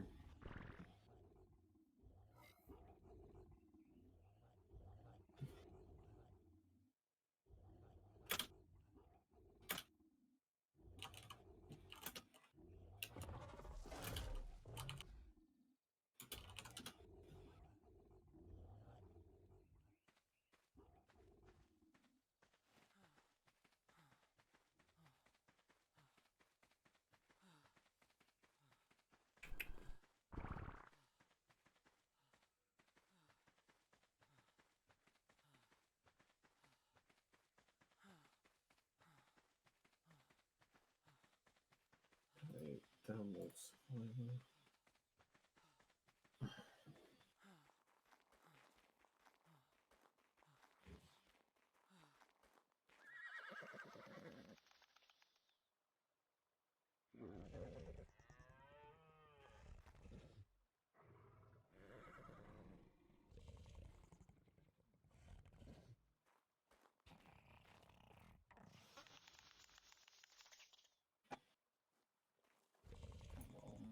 This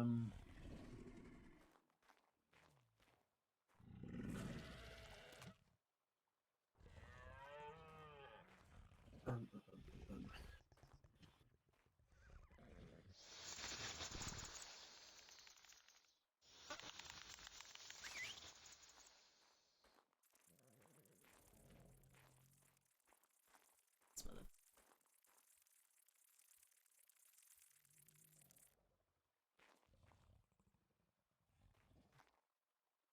Why is it forcing me to do it?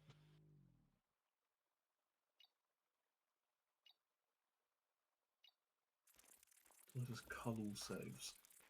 Where's that? I'm just gonna do that.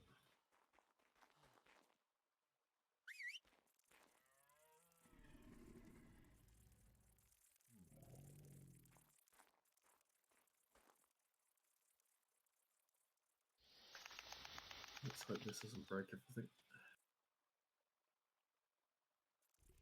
Okay, let's try again.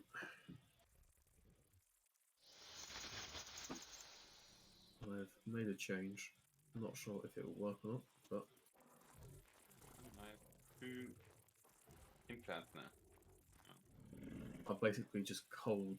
Well, I think I've culled the save on Aberation. I can't drop the other implant I have. Yeah, I can't drop the other implant I have either. Double the implant. Does that mean I'm stronger now? Maybe. I've only got one. Come back to the island. I am on the island. Oh. I guess I'm just not as superior. Yeah, you just broke Jay and I. Or I'm broke. Oh no, because you just have 2. You never know. One each arm. Upgrade. Why have all the fucking dinosaurs moved? What do you mean?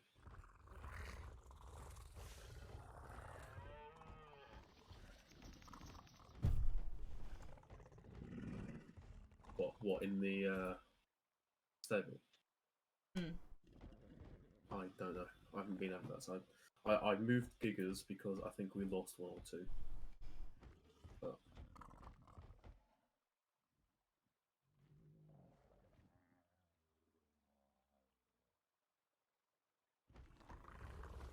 one sec. Live. There it is. Join. Password. Enter. Come on.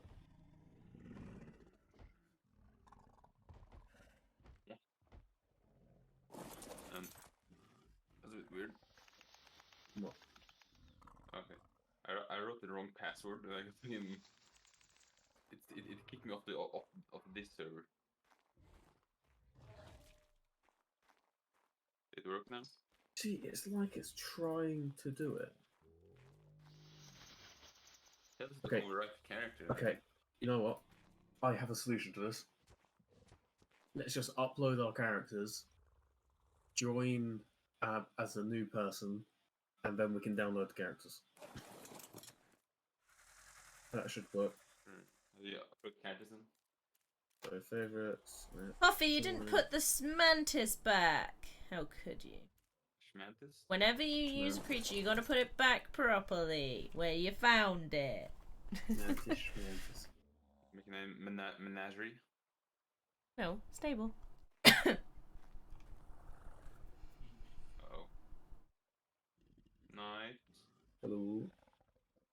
Something's wrong going on. What do you mean? For some reason I'm not in the team and I'm stuck on in the ground under the bed. Yeah, just give it a second. Yeah, the team will figure itself out. It puts you as an ally when you swap, because it's stupid.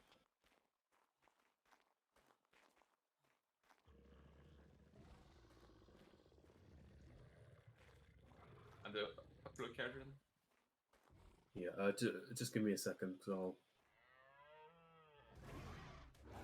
I can't remember what happens when you upload a character. So let me do mine, because mine is... Well, I can fix mine a lot easier than I can fix someone else's. So.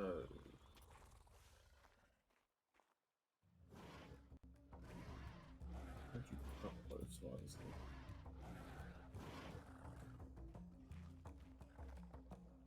There's still loads of types of dinosaurs.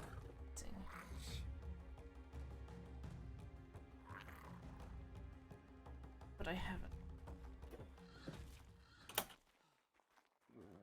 Carkinos would be fun.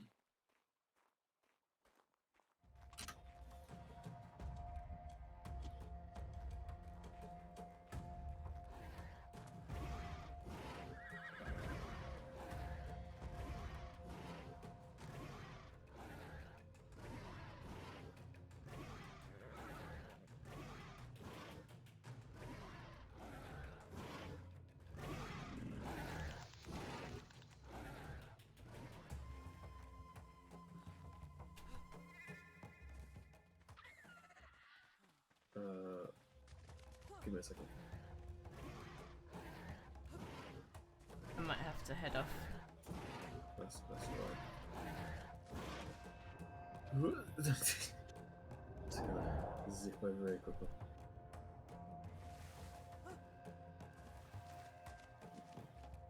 There you go. Piece of shit Terrabin. Ow.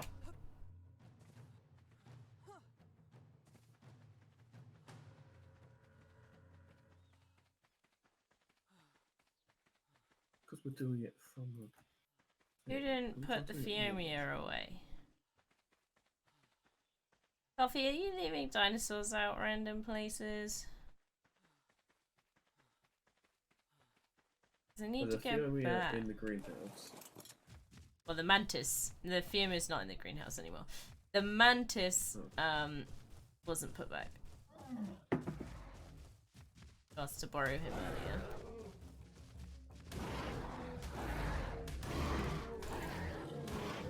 In his pen or just randomly in the stable somewhere. They all have specific pens to go in.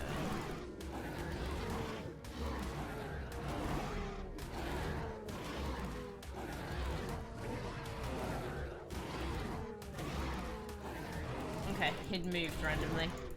Unrealistically coloured dinosaurs doing. They're doing alright.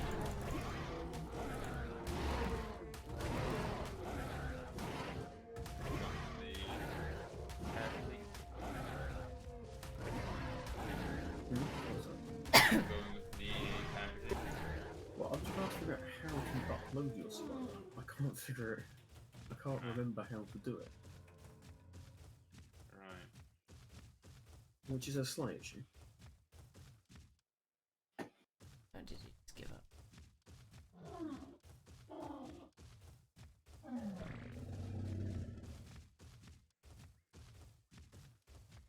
The obelisk towers. Well, I just went to an obelisk to see if it was.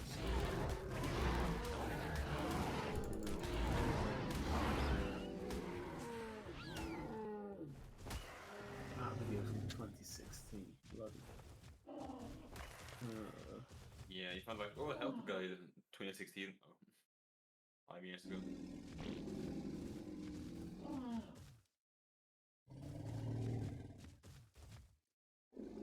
Any way to tell it is to get into this very specific area so I can kill them. What?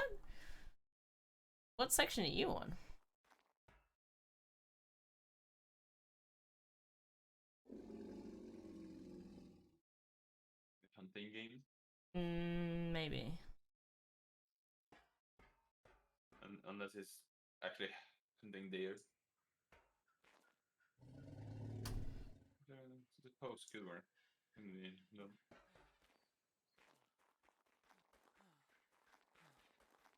Yeah, it's hunter.